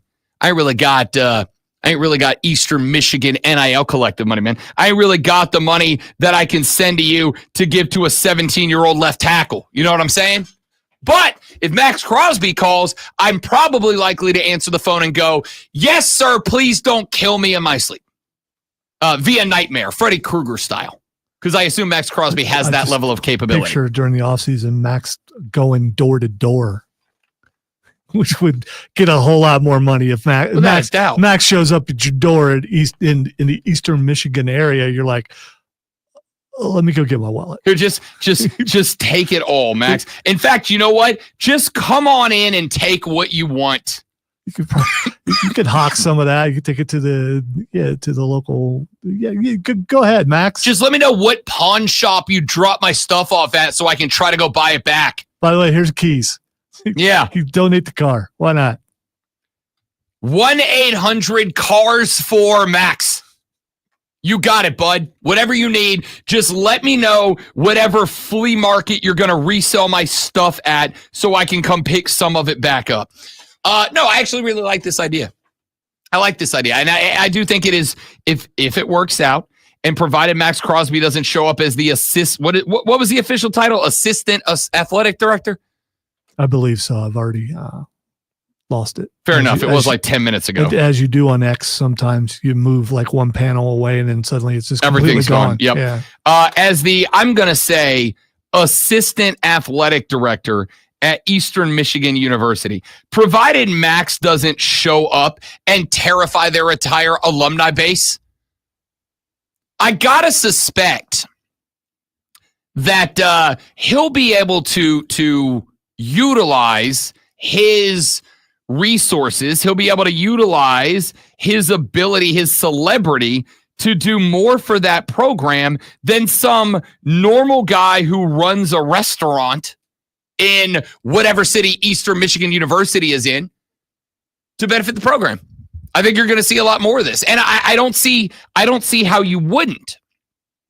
You were at the point now for even the smaller schools, even the, as we so lovingly refer to them as, directional schools. You are going to have to capitalize on as much of this as you can. I got to tell you, if I'm Eastern Michigan, I'm on the horn with Eminem right now. Yo, M, you want in? You want to come be our guy? Like, can we count on you, Marshall Mathers? Can we get you to, I don't know, can we get you to create the hype video for next year? Remember last year or 2 years ago, Deion's first year at Colorado, when the first game was like a celebrity gala? Everybody who was anybody came out to the Buffs game against, who was it, Colorado State or whoever in week 1? And it was like an A-lister event, and the boys came out of the locker room led by Lil Wayne, by Wheezy. Wheezy rapped the boys out of the tunnel. And I said the next day on this show, well, I guess the next Monday on this show, the next day we were live on this show, I said, I got to tell you, that is as good of a recruiting pitch as anything you can say in the living room of a young player. Hey, if you come out to Boulder and you play your ball for the Buffs, Lil Wayne becomes your hype man. Wheezy is going to live rap you out the tunnel onto the field. I got to tell you, I'm not even a Wheezy guy because Wheezy's a New Orleans guy who ditched the Saints for the Packers, and that hurts my feelings a little bit, like Rep Yo City, Lil Wayne. You wouldn't be Wheezy without the 504? Rep your team? Ease up, Arbiter. I mean, you're from there, man. That city made you, Wayne, and you're going to ditch us for the Packers? Get out of here with that. Get out of here with that. Now, what I am going to say is, if I had the opportunity to have Wheezy wrap my boys out of the tunnel, I am jumping at it. Because while some of y'all might go, that's not college football, that's not the whatever. You know who I care about more? That 5-star cornerback that would have never considered Colorado. But when I go, hey man, we're going to have Wheezy bring you out onto the field live. Not even like that thing where we're going to like put a, like Oklahoma puts a celebrity up on the schooner. Or Georgia Tech has Nate Bargatze roll out on the field on that old rambling wreck or whatever. No. Lil Wayne is going to do a live mini concert coming out of the tunnel, and the light's on you. If I'm an 18-year-old kid, I'm like, that's kind of dope. I kind of want in. So with Max Crosby becoming assistant AD, and you've got other big-time coaches becoming general managers in college. So is this going to become a trend with what Max Crosby's doing, especially for smaller schools who could use a celebrity of an alum to get them even more NIL money? I mean, how's it not, right? How's it not? I'm going to go ahead and guess. Eastern Michigan University is going to see their biggest financial success of all time next year with Max Crosby out there leading the charge. If he does, again, a lot of this is going to depend on how actually involved is he going to be. Is this a glory? Is this an honorary degree, right? Oh, you get an honorary degree. You didn't go to the school. You got no pride in the school. You got a fake piece of paper. Do you think that guy does anything halfway? I don't think Max Crosby does anything halfway. If he signs on to it, I believe he's going to do it all the way. And if he shows up, if he buys in, especially if he helps, right? Because I'll go ahead and say, I'm taking a stab in the dark here. I'm willing to bet. I bet Max Crosby knows ball. And if I can get Max Crosby just to evaluate pass rushers, if I'm the head coach at Eastern Michigan University and I've got, a handful of scholarship offers out there and I can take 2 or 3 edge rushers on scholarship this year and I need to figure out which of these guys is going to be the best for my program, I would suspect being able to send that tape to Max Crosby and have him go, I like this guy. This guy's got good motor. This guy's got a good acceleration off the ball, good hands on this cat. This is your best available player. And I can zone in on that guy. That's probably a big help. Oh, and by the way, he's making phone calls to your most prestigious alum and going, hey, I'm NFL for 10 minutes, highest paid player in the league that's not a quarterback, Max Crosby. Can I trust on you for some dollar bills, y'all? It's got to be helpful. If this is successful, and I'd be willing to bet that it is, if this is successful, I think you are going to see one step further college football becoming as much of a celebrity-driven game as the NFL is. Because it's money-driven at the end of the day. And we, as America, we love our celebrities more than we love almost anything else. So, of course, you got to take advantage of it. Speaking of celebrities, ladies and gentlemen, here is the man that makes the entire station go. Lonzo with the Sports Flash. I've won many awards. The Atlanta Braves picked up win number 5 over the Blue Jays in the series opener last night, 8-4. Grant Holmes went 7.2 innings, giving up just 2 hits and 3 earned runs. The Atlanta offense was powered by Sean Murphy with a 2-run shot in the first and Austin Riley with a 3-run blast in the third. The series continues tonight at 7:05. The NBA had multiple personnel moves yesterday. The Suns fired head coach Mike Budenholzer after just 1 year, saying the team failed to meet expectations. The Suns also told Kevin Durant, they would help facilitate a trade away. The New Orleans Pelicans terminated Executive Vice President David Griffin, who ran basketball operations for the past 6 seasons. The Pelicans went 209 and 263. That's not good. Dallas Cowboys opened their voluntary off-season program yesterday, and Pro Bowl pass rusher Micah Parsons was in attendance despite awaiting a new contract. Parsons has skipped the workouts the last 2 years in a row.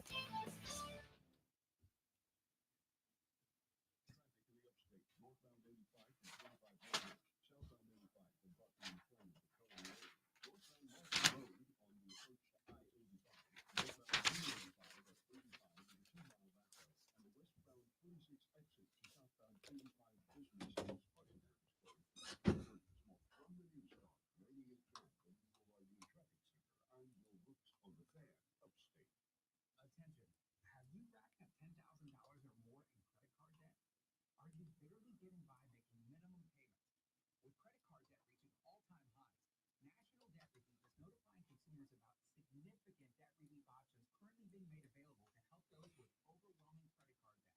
These options may reduce a large portion of credit card debt for those who qualify.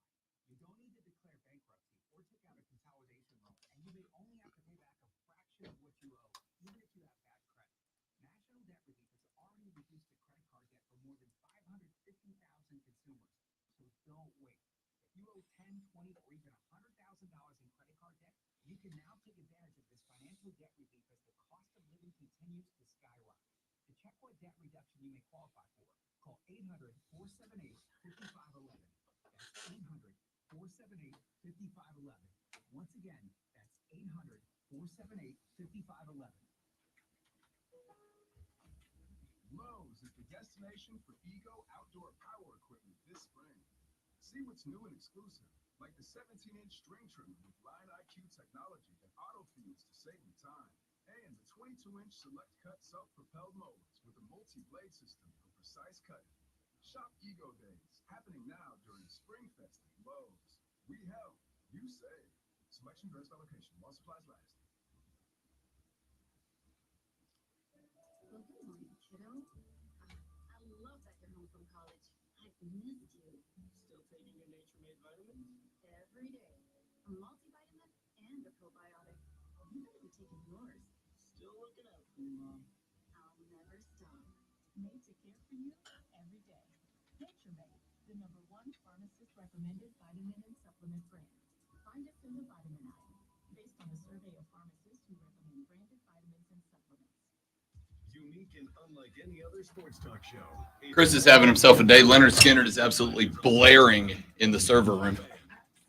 And I'm here for it. James, good morning, brother. Welcome in. The patch drops. They haven't released a specific time.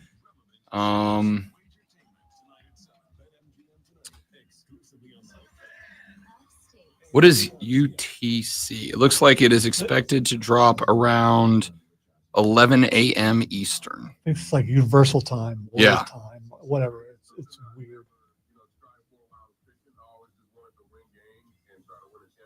But now that my career is over and having a chance to win the Hall of Fame, first ballot, I understand what that means as a baseball player. The Rich Eisen Show, weekdays at noon on the Fan Upstate 97.7 FM Greenville, 97.1 FM Spartanburg, and everywhere on the Odyssey app. And games tonight, latest scores, sides, totals, props, parlays, futures, and much more real-time, relevant sports entertainment. Weeknights at 7 MGM tonight, exclusively on the Fan.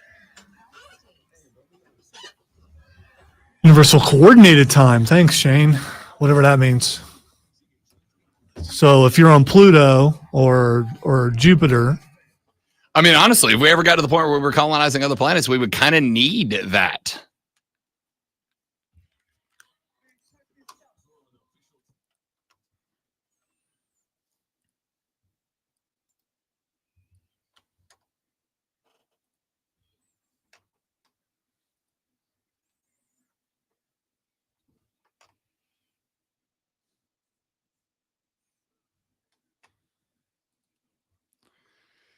Here we go. The final hour of the Rob Brown Show is live, ladies and gentlemen, right here on the Fan Upstate. Rob Brown, the Great One, Lonzo, and you.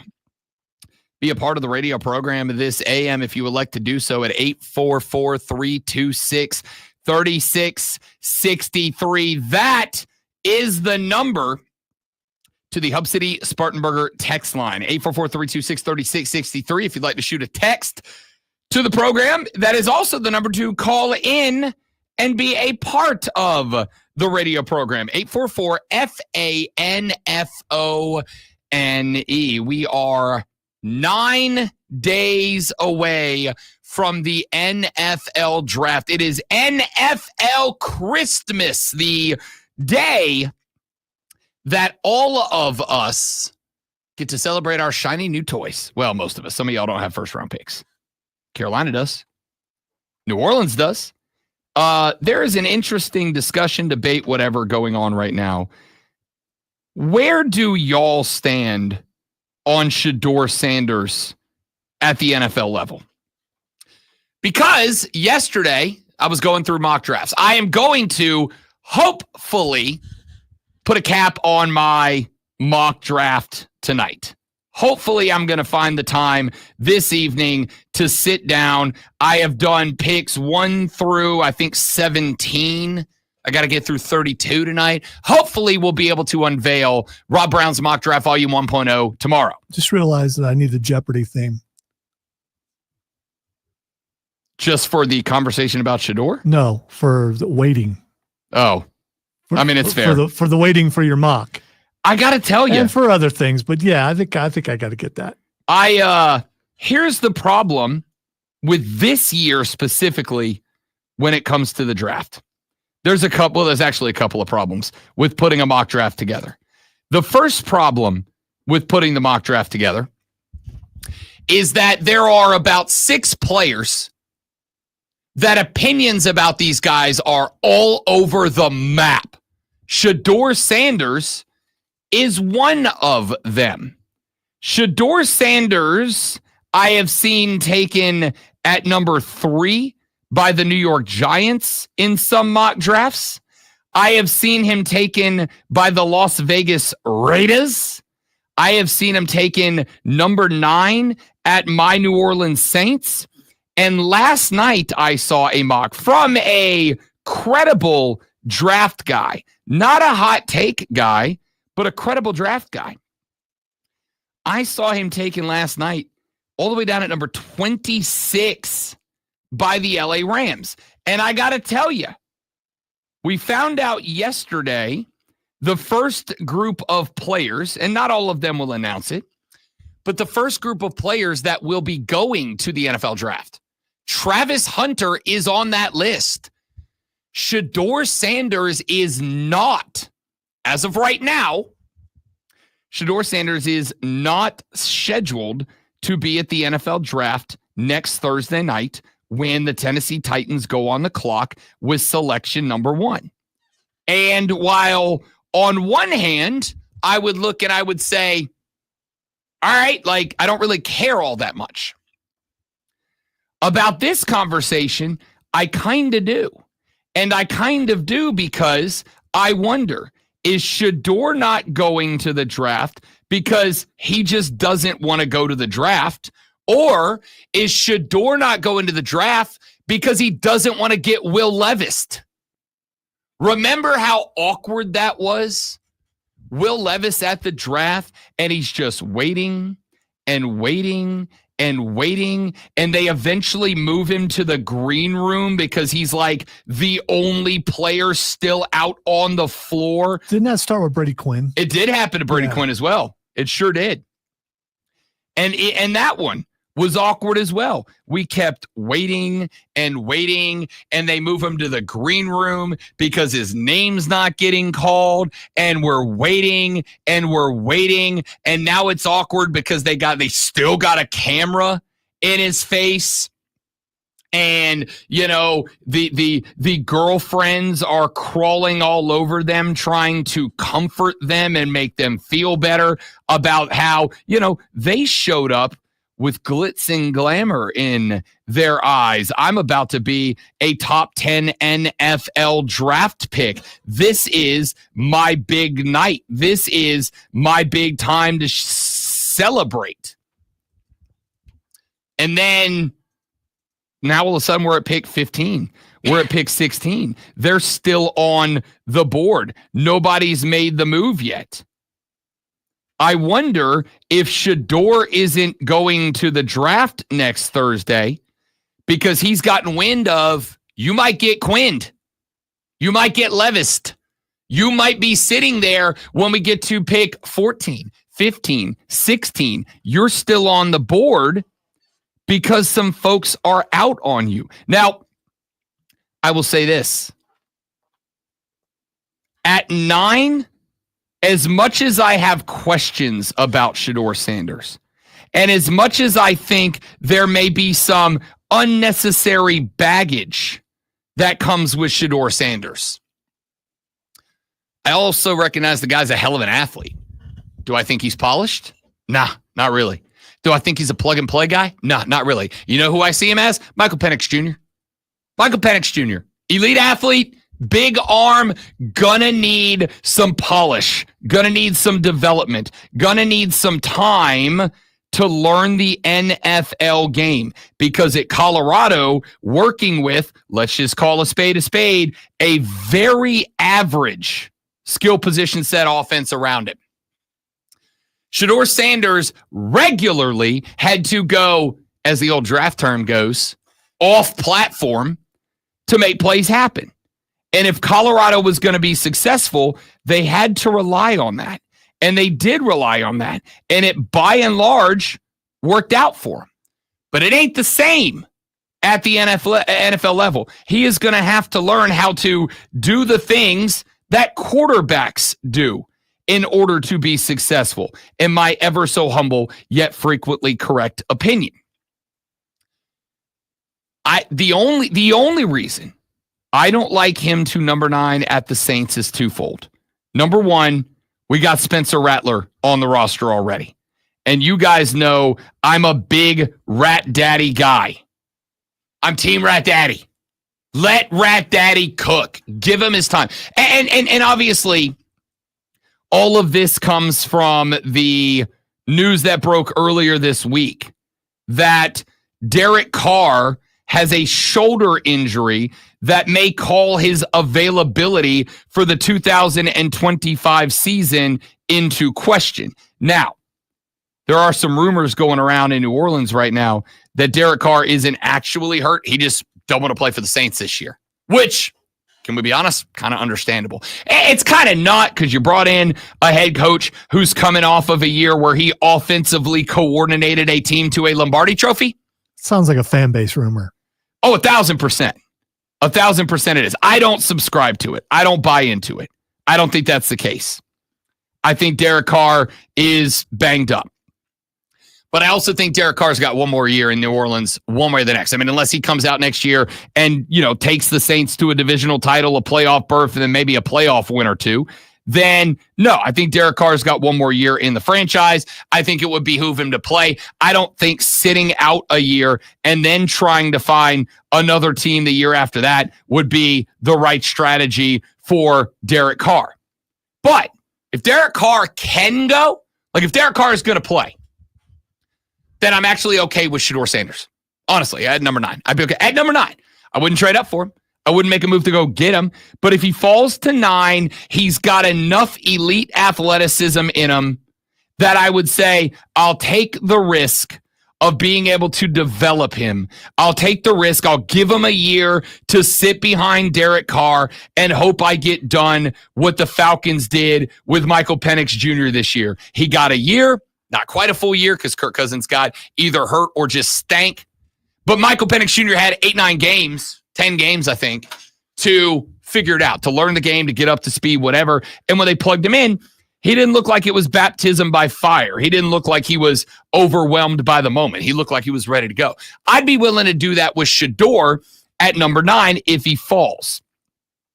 The problem with doing it at number 9 if he falls is if Derek Carr is not available, and then if you don't want to just write this season off as a bust at the draft, then I can't take a quarterback that I'm just going to plug in at number 1. That's a spot with the number 9 draft pick, with a top 9 draft pick. That's a spot I can utilize to get better somewhere else to help out. I would rather roll with Rat Daddy for a season with a number 9, a top 10 draft pick player out there to help him out. I would rather roll him out there, Rat Daddy, with a top 10 offensive player picked on the board and a couple of free agents brought in, and give Rat Daddy his chance to prove that he was indeed the steal of the draft last year. If Derek Carr was healthy, if he was for sure going to play, then I'd be fine with grabbing Shedeur at number 9. Stinks that Rat Daddy's not going to be the guy. Stinks that my wife is going to be mad at my favorite NFL team for moving on from Rat Daddy. Stinks that she spent her money in this offseason to purchase her first New Orleans Saints jersey, and it is Rat Daddy's, and they would move on from him, but they would. They probably carry 3 quarterbacks. Jake Haener would catch the hook. Shador would go to number 3, Rat Daddy to number 2, D Carr number 1. But if Carr's unavailable, it's Rat Daddy 1, Haener 2, a number 9 pick out there to help him out somewhere. That's got to be the play. And that, to me, says what I need to know about Shador Sanders. He's not plug-and-play ready at number 1. He's not a guy that I am ready to bring in unless I just have an already elite offense out there, an offense that basically, if you can't do it with these with this offense, you can't do it. And there's probably only a couple of those around the NFL. I think Minnesota's is in that group. Kansas City's is in that group. Detroit maybe is in that group. It's a short list. Those teams, I think, are absolutely the type of teams that are looking to get a Shador Sanders. Hey, man, if you can't do it with these guys, you're just not ready. And we're willing to spend pick number 22, 23, 24 to figure that out, but not number 9. Can't do that. James said, don't you also have Taysom Hill? Taysom Hill had an off-season knee surgery after he tore his ACL last year, and the expectation is that Taysom Hill is going to either be traded or let go because of the amount of money that Sean Payton signed him to on his way out the door, and the concern that at the ancient age of 34 going on to 35, Taysom's not going to be able to come back and be that same guy. Certainly not going to come back. He was never a genuine starting quarterback when he was fully healthy. So, no, they're going to move on there. So, it's either Carr, Rat Daddy, Shador, or it's Shador, Haener, question mark at QB3, emergency QB. But that's a move. But again, the point of all that is not to make you guys listen to a New Orleans Saints draft strategy conversation. The reason that I bring all that up is because to me, that tells me the fact that that is the common thought right now. That tells me everything I need to know about what teams feel about Shador right now. Great athlete, going to need a lot of polish. Not a guy you can plug in at number 1 and just have him take over a franchise on week 1. You don't think he's going to go in the first round then? No, he's absolutely going in the first round. The question mark is, and this is kind of where I started it, is where in the first round? Because if he goes to the, and I'll tell you, honestly, I think the Giants are uniquely positioned to draft Shador Sanders. I do. I think they position themselves to draft Shador. Was it today or yesterday he's doing private workouts? Today. In fact, he, if I recall correctly, it is sometime this morning that Shador is doing a private workout with the Giants. And honestly, I think the Giants would be kind of foolish not to take Shador Sanders, to be honest with you.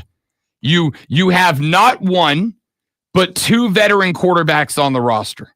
You have one veteran quarterback that is the definition of polished in Russell Wilson. That guy's so polished, he comes across as a fraud sometimes. And then you have guy who can teach you how to let your personality be part of who you are as a player, but not commandeer it in Jameis Winston. You draft Shador, you make him QB3, and then you just wait. You let him develop. You let him learn how to play QB from Russell. You let him learn how to be a personality-driven QB from Jameis. You give him 8, 9, 10, 11, 12, 17 weeks to learn how to be a quarterback in every aspect. And then next year, you trot him out there. And again, Shador has, on at least one occasion, already announced outwardly his contentment with being a Giant. Remember during his, the Shriners game? He didn't play in the game, but he showed up to do the workouts and all that. He did so in New York Giants cleats. You can't send a clearer message than that. So I think the Giants have uniquely positioned themselves to draft Shador Sanders at number 2.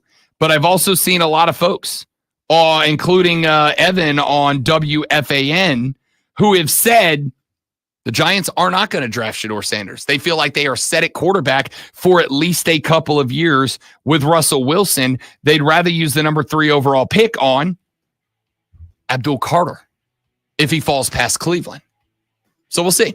I will try to finish out my mock tonight. The problem is I've made 17 picks. and I keep going back and changing picks within the top 17. So I'll try to get it hammered out tonight and debut it tomorrow on the show. I will let you know if I end up being able to do that or not. Take a break. Back after this, the Rob Brown Show, the Fan Upstate. 3 friends. All right, guys, quick live. We will be right back. Don't go anywhere.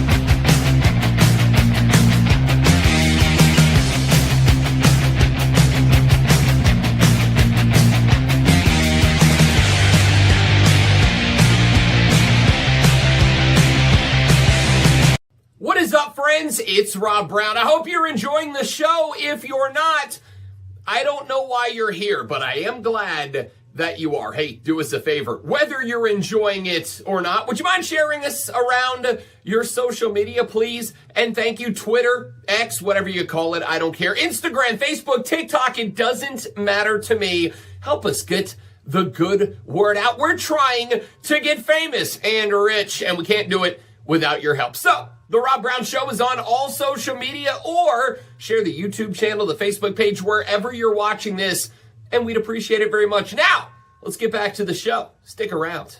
What is I'm excited about this. For a year now, there have been rumors of the Oblivion remake, and supposedly on what you call it, on the on Unreal Engine and a bunch of stuff, and supposedly it may shadow drop anytime between this week and next week. Really? And there are guys that they're out there combing all the subreddits, everything from all these different companies, finding leaks, and then there are dudes that are famous leakers that get it right a bunch, and they're all talking about this. And now the pictures just show up. Yep.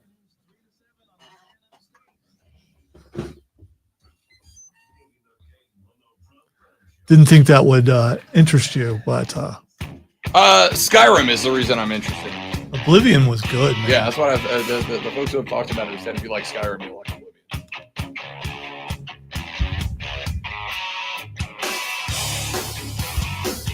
The Rob Brown Show continues. It's the fan upstate. Rob Brown, the great one, Lonzo, and you. We have talked about coaching a lot, especially since the advent of the portal and of NIL. I have said a number of times, choosing the correct head coach for your program has probably never been, it's always been important, but it's probably never been more important than it is right now. And I have said a couple of times, my favorite thing about the NCAA March Madness basketball tournament this year was just based on the teams that succeeded and failed. I think I was kind of proven right to some degree.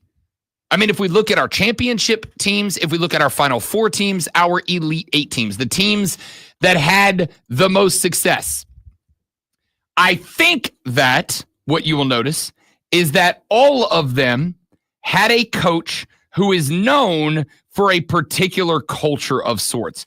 Some like Todd Golden, who are young and in the process of building that culture, but have developed one very rapidly.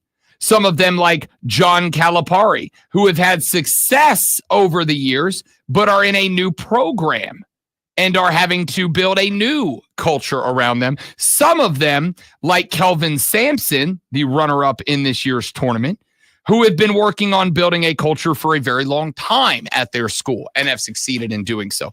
Culture matters a lot.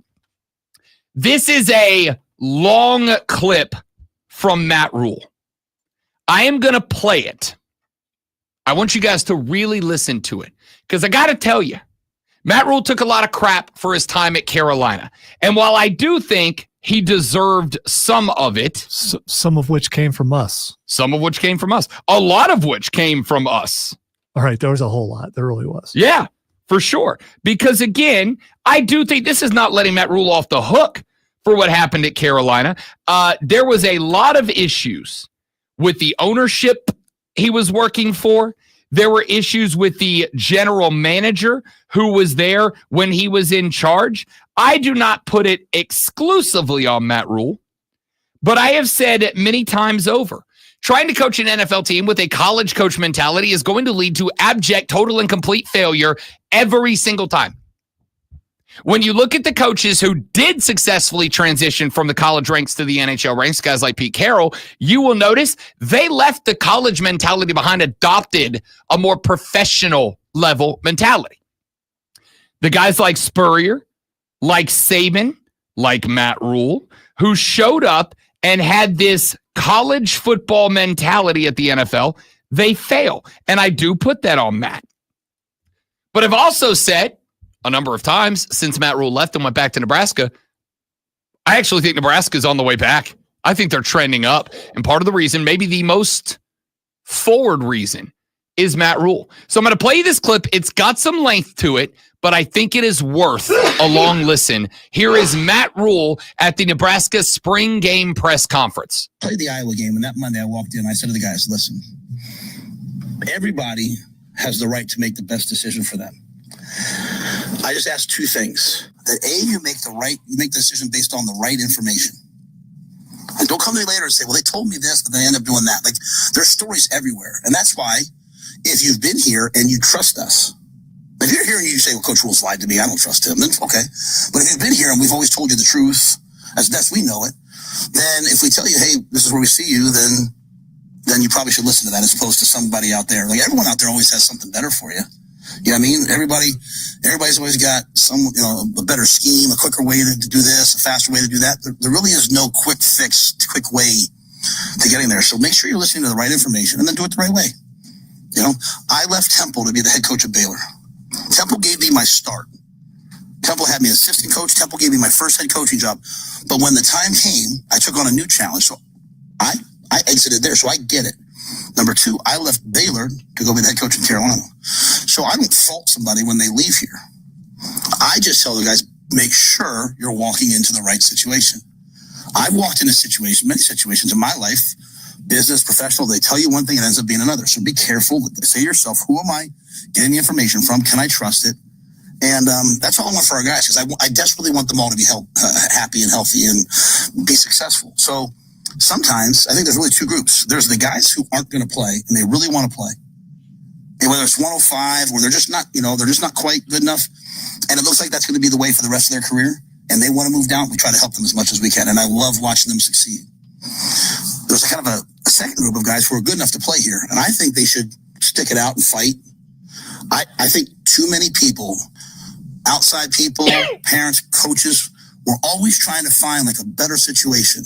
But if you really are an NFL player or you're really a great player, you'll make your situation good enough by just getting better. And if you stay in this place, if you stay in this weight room, this training facility, this training table for 4 years, you're probably going to get developed. So chasing a better situation because you have a chance to go quicker, but you're not getting the same training and all that, it doesn't make as much sense to me, but that's me. If someone's not happy here, I want them to leave. Brian's a freshman here. If Brian wasn't happy, Julie and I would say, well, find some place to make you happy. Just don't leave because someone's saying, hey, I can get you a couple more bucks or a couple more of this or a couple more of that, because I think a lot of the guys who leave, they find out not all that's true, you know. So I just try to deal with each one as it comes if they ask me. Some guys don't ask me. Some guys do. We certainly take transfers, so I can't say that, you know, guys shouldn't transfer. But so anyway, that's kind of long-winded. I mean, it was, but I think it was also justified. I thought it also was a very good take. I like that take a lot. Matt Rule, first and foremost, I've figured out what I'm going to do, which is from this point forward, when a player transfers and you guys get upset about them for having the audacity to move to a new setup, I figured out what I need to do courtesy of Matt Rule. What I need to do is not refer to it as a transfer. I need to refer to it as, oh, that player is taking on a new challenge. That's what I need to do because verbiage matters. Matt Rule said, I left Temple for Baylor, and then I left Baylor to go to Carolina. It was a new challenge. I took on a new challenge. I respect that. I mean, that's what you did. But here's what I would say. A coach that can communicate, if he successfully can, a coach that can communicate that message to players has probably got a pretty good chance of convincing players not to just take on a new challenge for the sake of the money or whatever. But you've got to do two things. Number one, you've got to convince them that all of those platitudes are true and correct, A. And B, you've got to live up to them, right? You've got to live up to them. if Matt Rule develops very few players, if we don't see players getting progressively better year by year at Nebraska, if we don't see Nebraska competing for conference championships, if we don't see Nebraska competing for playoff spots moving forward, then everything Matt Rule said right there that sounds so wonderful kind of goes by the wayside. Kind of goes away, kind of becomes irrelevant. Listen, I've told y'all before, the outside opinion of Dabo Swinney, but it should not matter to anybody but you, right? That's been the catchphrase the whole time. Yep, the rest of the nation thinks Dabo Swinney's kind of a doofy nerd. But who cares? It's irrelevant. It matters to two groups of people. Dabo's fans, Clemson fans, and Clemson players, both active and future. That's the only two groups of people that the perspective of Dabo Swinney should matter to. That's the only two people. The same is true about Nebraska and Matt Rule. It does not matter how we feel about all that take. I actually like that take from Matt Rule. I like that take from Matt Rule because I think it is a good take. Just because you get a phone call that says the grass is greener doesn't mean it is. I got a phone call once. I was working at a station that was very good to me. I was working at a station that allowed me to do a morning drive show, and for 2 semesters, 2 days a week, they allowed me to do my morning drive show from the front seat of my Honda Accord, sitting in the parking lot of a campus, because I had a 9 a.m. class and my show was 7 to 9 a.m. And they said, Rob Brown, here's what we're going to do. They reset the show clock so that instead of the show ending at 9 a.m. on the dot, it ended at 8:56, so that I had 4 minutes to pack up my machine, to pack up my computer, to get inside. I did that for 2 semesters until I got my degree. Station took care of me. And then one day I got a phone call from another station that said, Rob Brown, we'd like to make you a host. We'd like to pay you this much money. And I listened to it and I went, that's it. I'm in. I didn't do any other research. I didn't reach out to any other host, any other employees. I didn't do any research. I just said, oh, that's a lot more money. I'm going to take it. And I left. And I went to that new station. And in 3.5 months, I lost my job. I lost my job because they lied to me about some stuff. And I didn't do my research to find that out. Had somebody grab me by the collar and said, hey, do some research, man.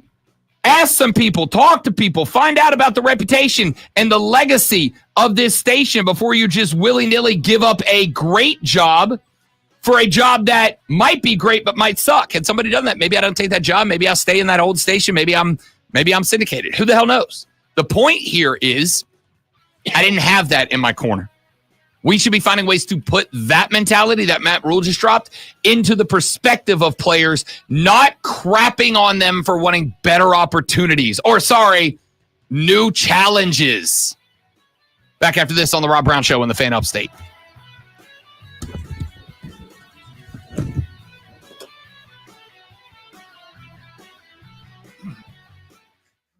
My allergies have reintroduced themselves. I really hope that it is Chris, but my phone is automatically connected to some speaker in the building called Office Display. And my phone is giving me full control over whatever that thing is. So I keep every now and then just reaching over and jacking the volume from the 5% that it's set on to 100%. And it goes and it sits and then it just goes whoop and somebody drops it right back down. So then I wait 3 or 4 minutes and I slide it back up to 100. And it took me a minute to realize there's a very good chance this isn't Chris that I'm doing it to. Very funny if I'm doing it to Chris. Not as funny if I'm doing it to literally anybody else in the building. Well, I can think of 3 people that it would be a problem. Anybody else, who cares? That's fair. All right, maybe 4. 1, 2, 3 managers. One upstairs, 2 downstairs, and then 1 upstairs, 2 downstairs. Managers. 1 not a direct manager, but still a manager. Okay. who she Okay. has. Yep. Got it. Okay. And that one I'm not worried about. That one I think could get the laughed fourth off. one would be another she that would be a problem, and that I'm pointing right towards where that she would be. That. More than likely, it's Michael's office that you keep doing that too, and I don't know how he would react to that. So yeah, I don't know him like that. That one I'm not worried about. The worst I'm going to do is get yelled at, and I don't particularly care.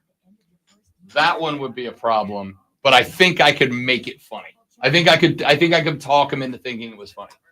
Michael, I think it would only be funny in that I would be able to be like, I thought it was Chris, my bad, and I think he would laugh. I've only had like 2 passing conversations.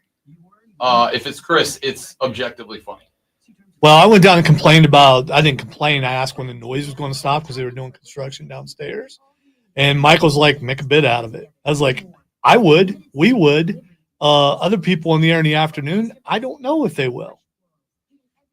And so I'm guessing it was done, but you could hear it in WORD studios. I guess they're working on the video room downstairs, and it was like they were sawing metal. I don't know what was going on, but Steven, I can tell you for sure it is not the bathroom speaker, because I do not believe that anyone is Bluetooth to that speaker for that exact reason. I was told a long time ago that was Todd's, so it can't be Todd's now because he's not here. So I don't think it's. I know it's not the bathroom speaker. It's either Captain America Chris Evans down the hall, which would be objectively hilarious. It is Mark the Boss's, which I think I could talk him into thinking it was funny, though I don't guarantee it. It's Stone Man's, which I think would be hilarious even if he doesn't. Or it's somebody downstairs, in which case I'll never hear about it because I'll never know it was me unless any of y'all snitch, but you don't know who they are, so you can't. The Rob Brown Show back on your radio, the fan upstate, Rob Brown, the Great Malonzo, and you. Final segment of The Gig. If you'd like to be a part of it, 844-326-3663. That's the number to text the show on the Hub City Spartanburger text line, 844-FANFONE. That is also the number to call the show, to get on the air, to get on the show with the Great One and I. Not a political segment. Still have to bring it up. JD Vance broke your trophy. Oh, really? All right. Well, you know what? It is a preview of what the X is going on. Oh no. Here's the thing. You know, if you take everything, then there's just nothing. And that's, I mean, it's only like I got 20 minutes. I'll find something else. But you just keep taking stuff. You're a taker. What's wrong with you? I'm a taker. I'm a selfish taker. JD Vance broke your trophy, Lonzo. The vice president of the United States of America was visiting with the Ohio State Buckeye football program at the White House yesterday. From? I believe he is an Ohio guy. Exactly. So his reasoning, his excuse was he wanted to make sure that no one else got the trophy after the Ohio State Buckeyes. Good comeback, but he definitely dropped it. I've never held a national championship trophy. It looks like it might be a little slippery. It might have been a little warm outside by the White House, and it's a metal thing. It could have just been a little slippery. Here's my question. For years and years and years, we have, as sports fans, we have judged our politicians by their physical prowess or lack thereof. We have judged first pitches. We have judged golf swings. We have judged jump shots. We have, for years as sports fans, judged our politicians, presidents, vices, congressmen, etc., by their physical prowess, by their athletic performance, or in many cases, complete and total lack thereof. Is this the equivalency of a bad, embarrassing first pitch at a baseball game? When George W. Bush took to the field at Yankee Stadium and threw out the first pitch after 9/11, I can say sincerely it was because he tossed an absolute hater down the pipe. Respectable pitch. And did it with a damn bulletproof vest on. He also had background in baseball. So, He does. Yeah. He does. Still does, as a matter of fact. If I am correct, I believe he is still a partial owner of the Texas Rangers, who are a pretty good ball club this year. He does have a background in baseball. But regardless of his background in baseball, my dude went out there, the first sporting event back after 9/11.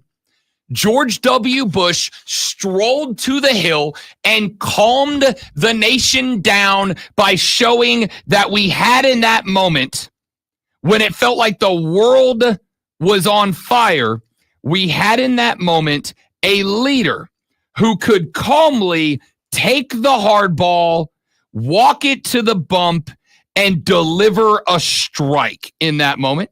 And I will say, while it was like a funny, goofy bit, and Rob Brown was only a sophomore in high school, even I, in that moment, as a sophomore in high school, who was in no way, shape, or form anywhere near as interested in the geopolitical politics of the world as I am now,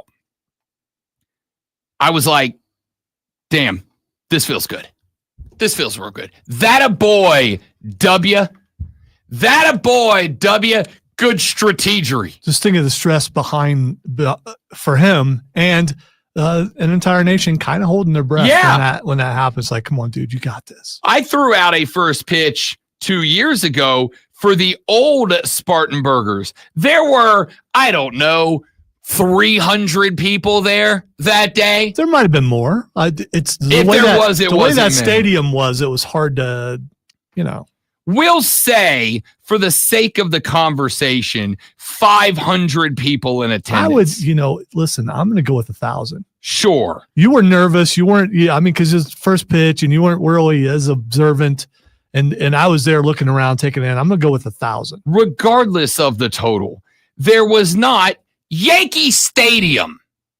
And as Zoe can attest and just did, your boy was a bundle of nerves. Yeah, I did legitimately give a pep talk before he went out there. I think it worked. I do, because of what happened afterwards. I'm taking an some credit to absolute it. missile right down the pipe. I was nervous. Now, I was a pitcher growing up. I'd throw a baseball. Hell, I had thrown probably 100 pitches in warm-ups in that week leading up to it. P1 Keegan, dear friend of mine, off and on the air. Keegan was kind enough and served to show up and serve as my catcher. And I threw, 60 warm-up pitches on the side of the field. You got zero credit for it. They said it was me, but that's fine. That's no. Lonzo was my mentality coach. They said Keegan was the catcher. If you recall, Keegan's brush was celebrity. You're welcome. I'm not gonna lie. I don't remember what was said after. I remember the MC giving me a solid strike ring up, and then everything after that was kind of a blur. Because I was adrenaline. I was hyped. Point here is, I was nervous as hell. This man went out in front of, 27,000 people. And oh, by the way, millions and millions of red-blooded Americans around the country who were hurting, who were in pain over what had happened a couple of weeks before that. And this man strolled out there with the confidence of a god and just piped one right down the center. And we needed that. I think it was a moment where via sport, we were all able to collectively go, this feels normal. Let's watch some baseball, right? Like, we weren't thinking about terrorists for the first time in 2 weeks. We weren't thinking about, can I get on airplanes anymore? Can I drive up and down the highway anymore? Can I go to big cities anymore? All questions we had asked over the past however long it was from 9/11 till that game. For at least that moment, because W walked out there as the seated president of the United States and looked like a leader and dropped a heater right across the dish. And all of us, I thought, for the first time in a couple of weeks, got to take a collective deep breath. Baseball. This feels normal. And W, I think, to his credit, that became as insignificant as a first pitch should be for someone the stature of a seated president of the United States of America, that first pitch to me might be, I think probably is, the most iconic moment of George W. Bush's time in the Oval Office. So my question is, the other end of the spectrum is in play here as well. We have also absolutely ran politicians and celebrity. We still make fun of 50 Cent's first pitch that ended up 7 rows deep in what felt like left field. Still gets crap for that. Is this performance from JD Vance? Is this going to go down as a defining moment of his vice presidency? The day that his school from his state came to visit, and the first thing he did was snap their trophy in half. I don't think so. And more importantly, do they fix it or do they leave it? I think they get another one. I mean, I don't. So if you look at it, it came off the base, and those look real top heavy anyway. As far as the metal, I think that could be fixed. It isn't like it was glass and shattered. Let's be clear. The trophy is actually just the gold part. The black part is the base. Yeah. So technically, he did not break it. He separated the trophy from the base. The problem was that he knocked the whole damn thing on the floor. If that was an American flag, that'd be a big problem. He was trying to grab it, and he fumbled it. It was a fumble. That's what he did. He fumbled it. So it was a fumble. So when we have for years put so much emphasis on athletic prowess of our nation's leaders, is this going to be a sticking point for JD Vance? Is he going to be taking heat for this? If he does later on down the line, after Donald Trump's second term comes to conclusion and he is out of office, if JD Vance is next up to make a run on the GOP ticket, does this become something that he gets some heat for next time around? It will be used as propaganda for the other side, and they should. Something like that's going to live on for a while, and it will be on signs, it will be on commercials, it will be everywhere. Kind of by default, right? Yeah. Kind of by default. If the last year when the Swamp Rabbits brought the ECHL President's Cup in here for the day that we had the ECHL trophy sitting in this studio, had I walked over and hit that cup and it ate bleep to the floor and broke in half, no one would have been surprised. First off. Second off, no one would have ever let me forget it, right? Like that would have just become the thing. I don't know. That's I can't imagine that JD Vance's brain in that moment didn't go, oh. The Rob Brown Show presents Twitter. I think it's going to be okay. Let's find out what the X is going on. The first thing that's Xing is Wendy's. Wendy's is Xing. Wendy's is, before we start the conversation, Wendy's is, to me, Lonzo, the most reliable, the most consistent of the drive-through fast food restaurants. I have never gone to a Wendy's and gotten a burger that I went, this is overcooked, this is undercooked, it's too much. I've never gotten fries that, I've gotten some McDonald's fries, nowhere near the amount of salt that I want. Sometimes they're so salty, I'm like, I can't, these are painful to eat.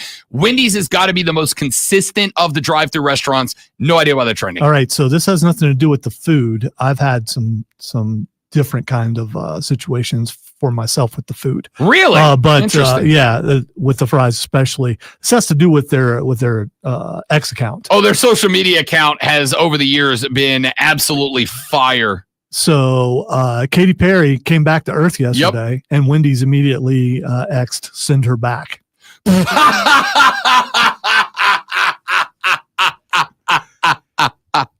Didn't know that, they had something against Katy Perry, but that was pretty funny. And Wendy's send her back. They straight up tweeted it. Can we send her back? Incredible. All right. The next thing that's Xing is Nick Chubb.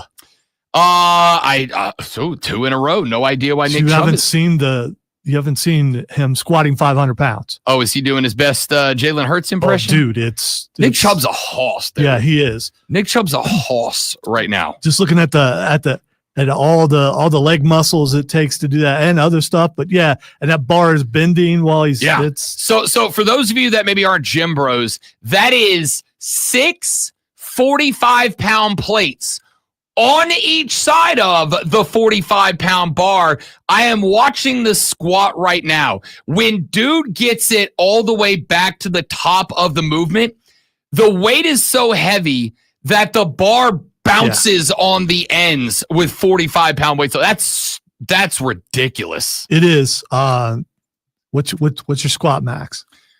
In high school, I got it to, I think, 320, 325, somewhere in that range. Never touched 4. Wanted to get to 4, never got to 4. I maxed at like 320 as a teenager. Squatting hadn't been invented when I was in high school. So, all right, the next dance action is Aaron Rodgers. Lonzo worked out his legs by trying to there were boulders involved. Yeah, he tried to work out his legs by getting into tug of war with mules. Nah, it was a Sisyphus workout. You just put it and try to push it uphill, but just with your legs. All right, what's the next one? Aaron Rodgers. Aaron Rodgers is Xing because, he doesn't have a team yet. And there are questions ongoing. Like, for instance, could Aaron Rodgers, who almost was a New Orleans Saints a number of years ago, end up being a New Orleans Saints if Derek Carr is out and they do not want to draft a quarterback at number 9 because, they need more help elsewhere? Is New Orleans now on the table as a potential Aaron Rodgers landing destination? The reason why he's Xing is supposedly he had given a proposal to Minnesota and they didn't like it. I'm not shocked by that. You have to look it up. It's pretty involved and I don't have all the details right now, but yeah. All right. The next 1 week monthly mandated Hobbit Hole ayahuasca retreat. No, it was a 1 year deal though. All right. The next thing that's Xing is Emma Watson. Emma Watson. I'm an Emma Watson fan. I think Emma Watson does good stuff. She is Xing because it is her 35th birthday. Yeah, I look like you looked it up. I did not look it up. I mean, you were doing. No, I was actually still looking at Nick Chubb squatting 6,000 pounds. She is actually 35. Oh, 35 on the dot. Yeah, nice. I mean, you nailed it. I knew she was a few years younger than me because when Harry Potter came out, I was at the time only like a handful of years older than the cast. So I just kind of took a stab at a few years younger than me. All right, and finally, April 15th is Xing for some reason. I don't know why. I don't know why. Is because it is April 15th today. Is that why it's Xing? Because that's the day that it is? You don't know the significance of April 15th? Well, now it's tax day. Oh, that's right. Well, I guess I know what I'm going home to do. Hopefully the IRS is not listening right now. I've got most of it done. I just gotta finish. You know how you get to the end and then you're like, did I get it? Did I get it right? Did I do everything right? Yeah, don't be worried about that patch today. You Dear need to be worried politicians, about your taxes. I am desperately begging you all to fix the tax system, make it less complicated. I'm begging you. I know you get a bunch of money from tax perk services because they're all lobbyists and they pay you to do what they want you to do, which is to keep it complicated as hell so that we have to give them money to do it for us. But I am begging you, as an American with very little free time, please simplify the system. I'm begging you, simplify, make it easier. I want to go home. Lonzo, Rob, and you. See you back here tomorrow to do it all over but better on the Rob Brown Show and the Fan Upstate later.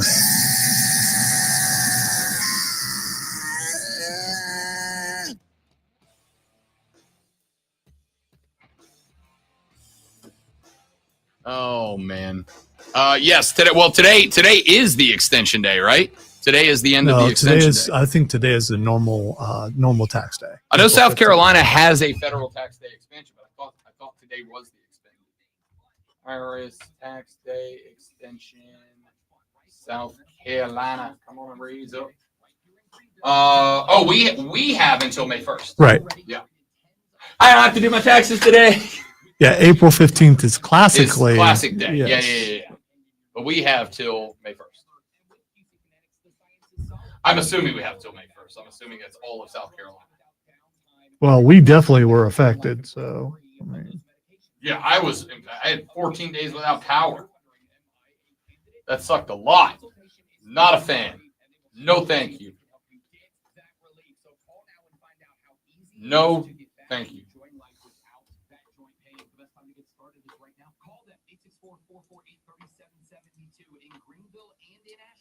All right, y'all. You're all amazing people. Thank you all so much for being All right, not all of you. Okay, Most of you not all of you. I don't even know if I'd say most, but some of you for sure.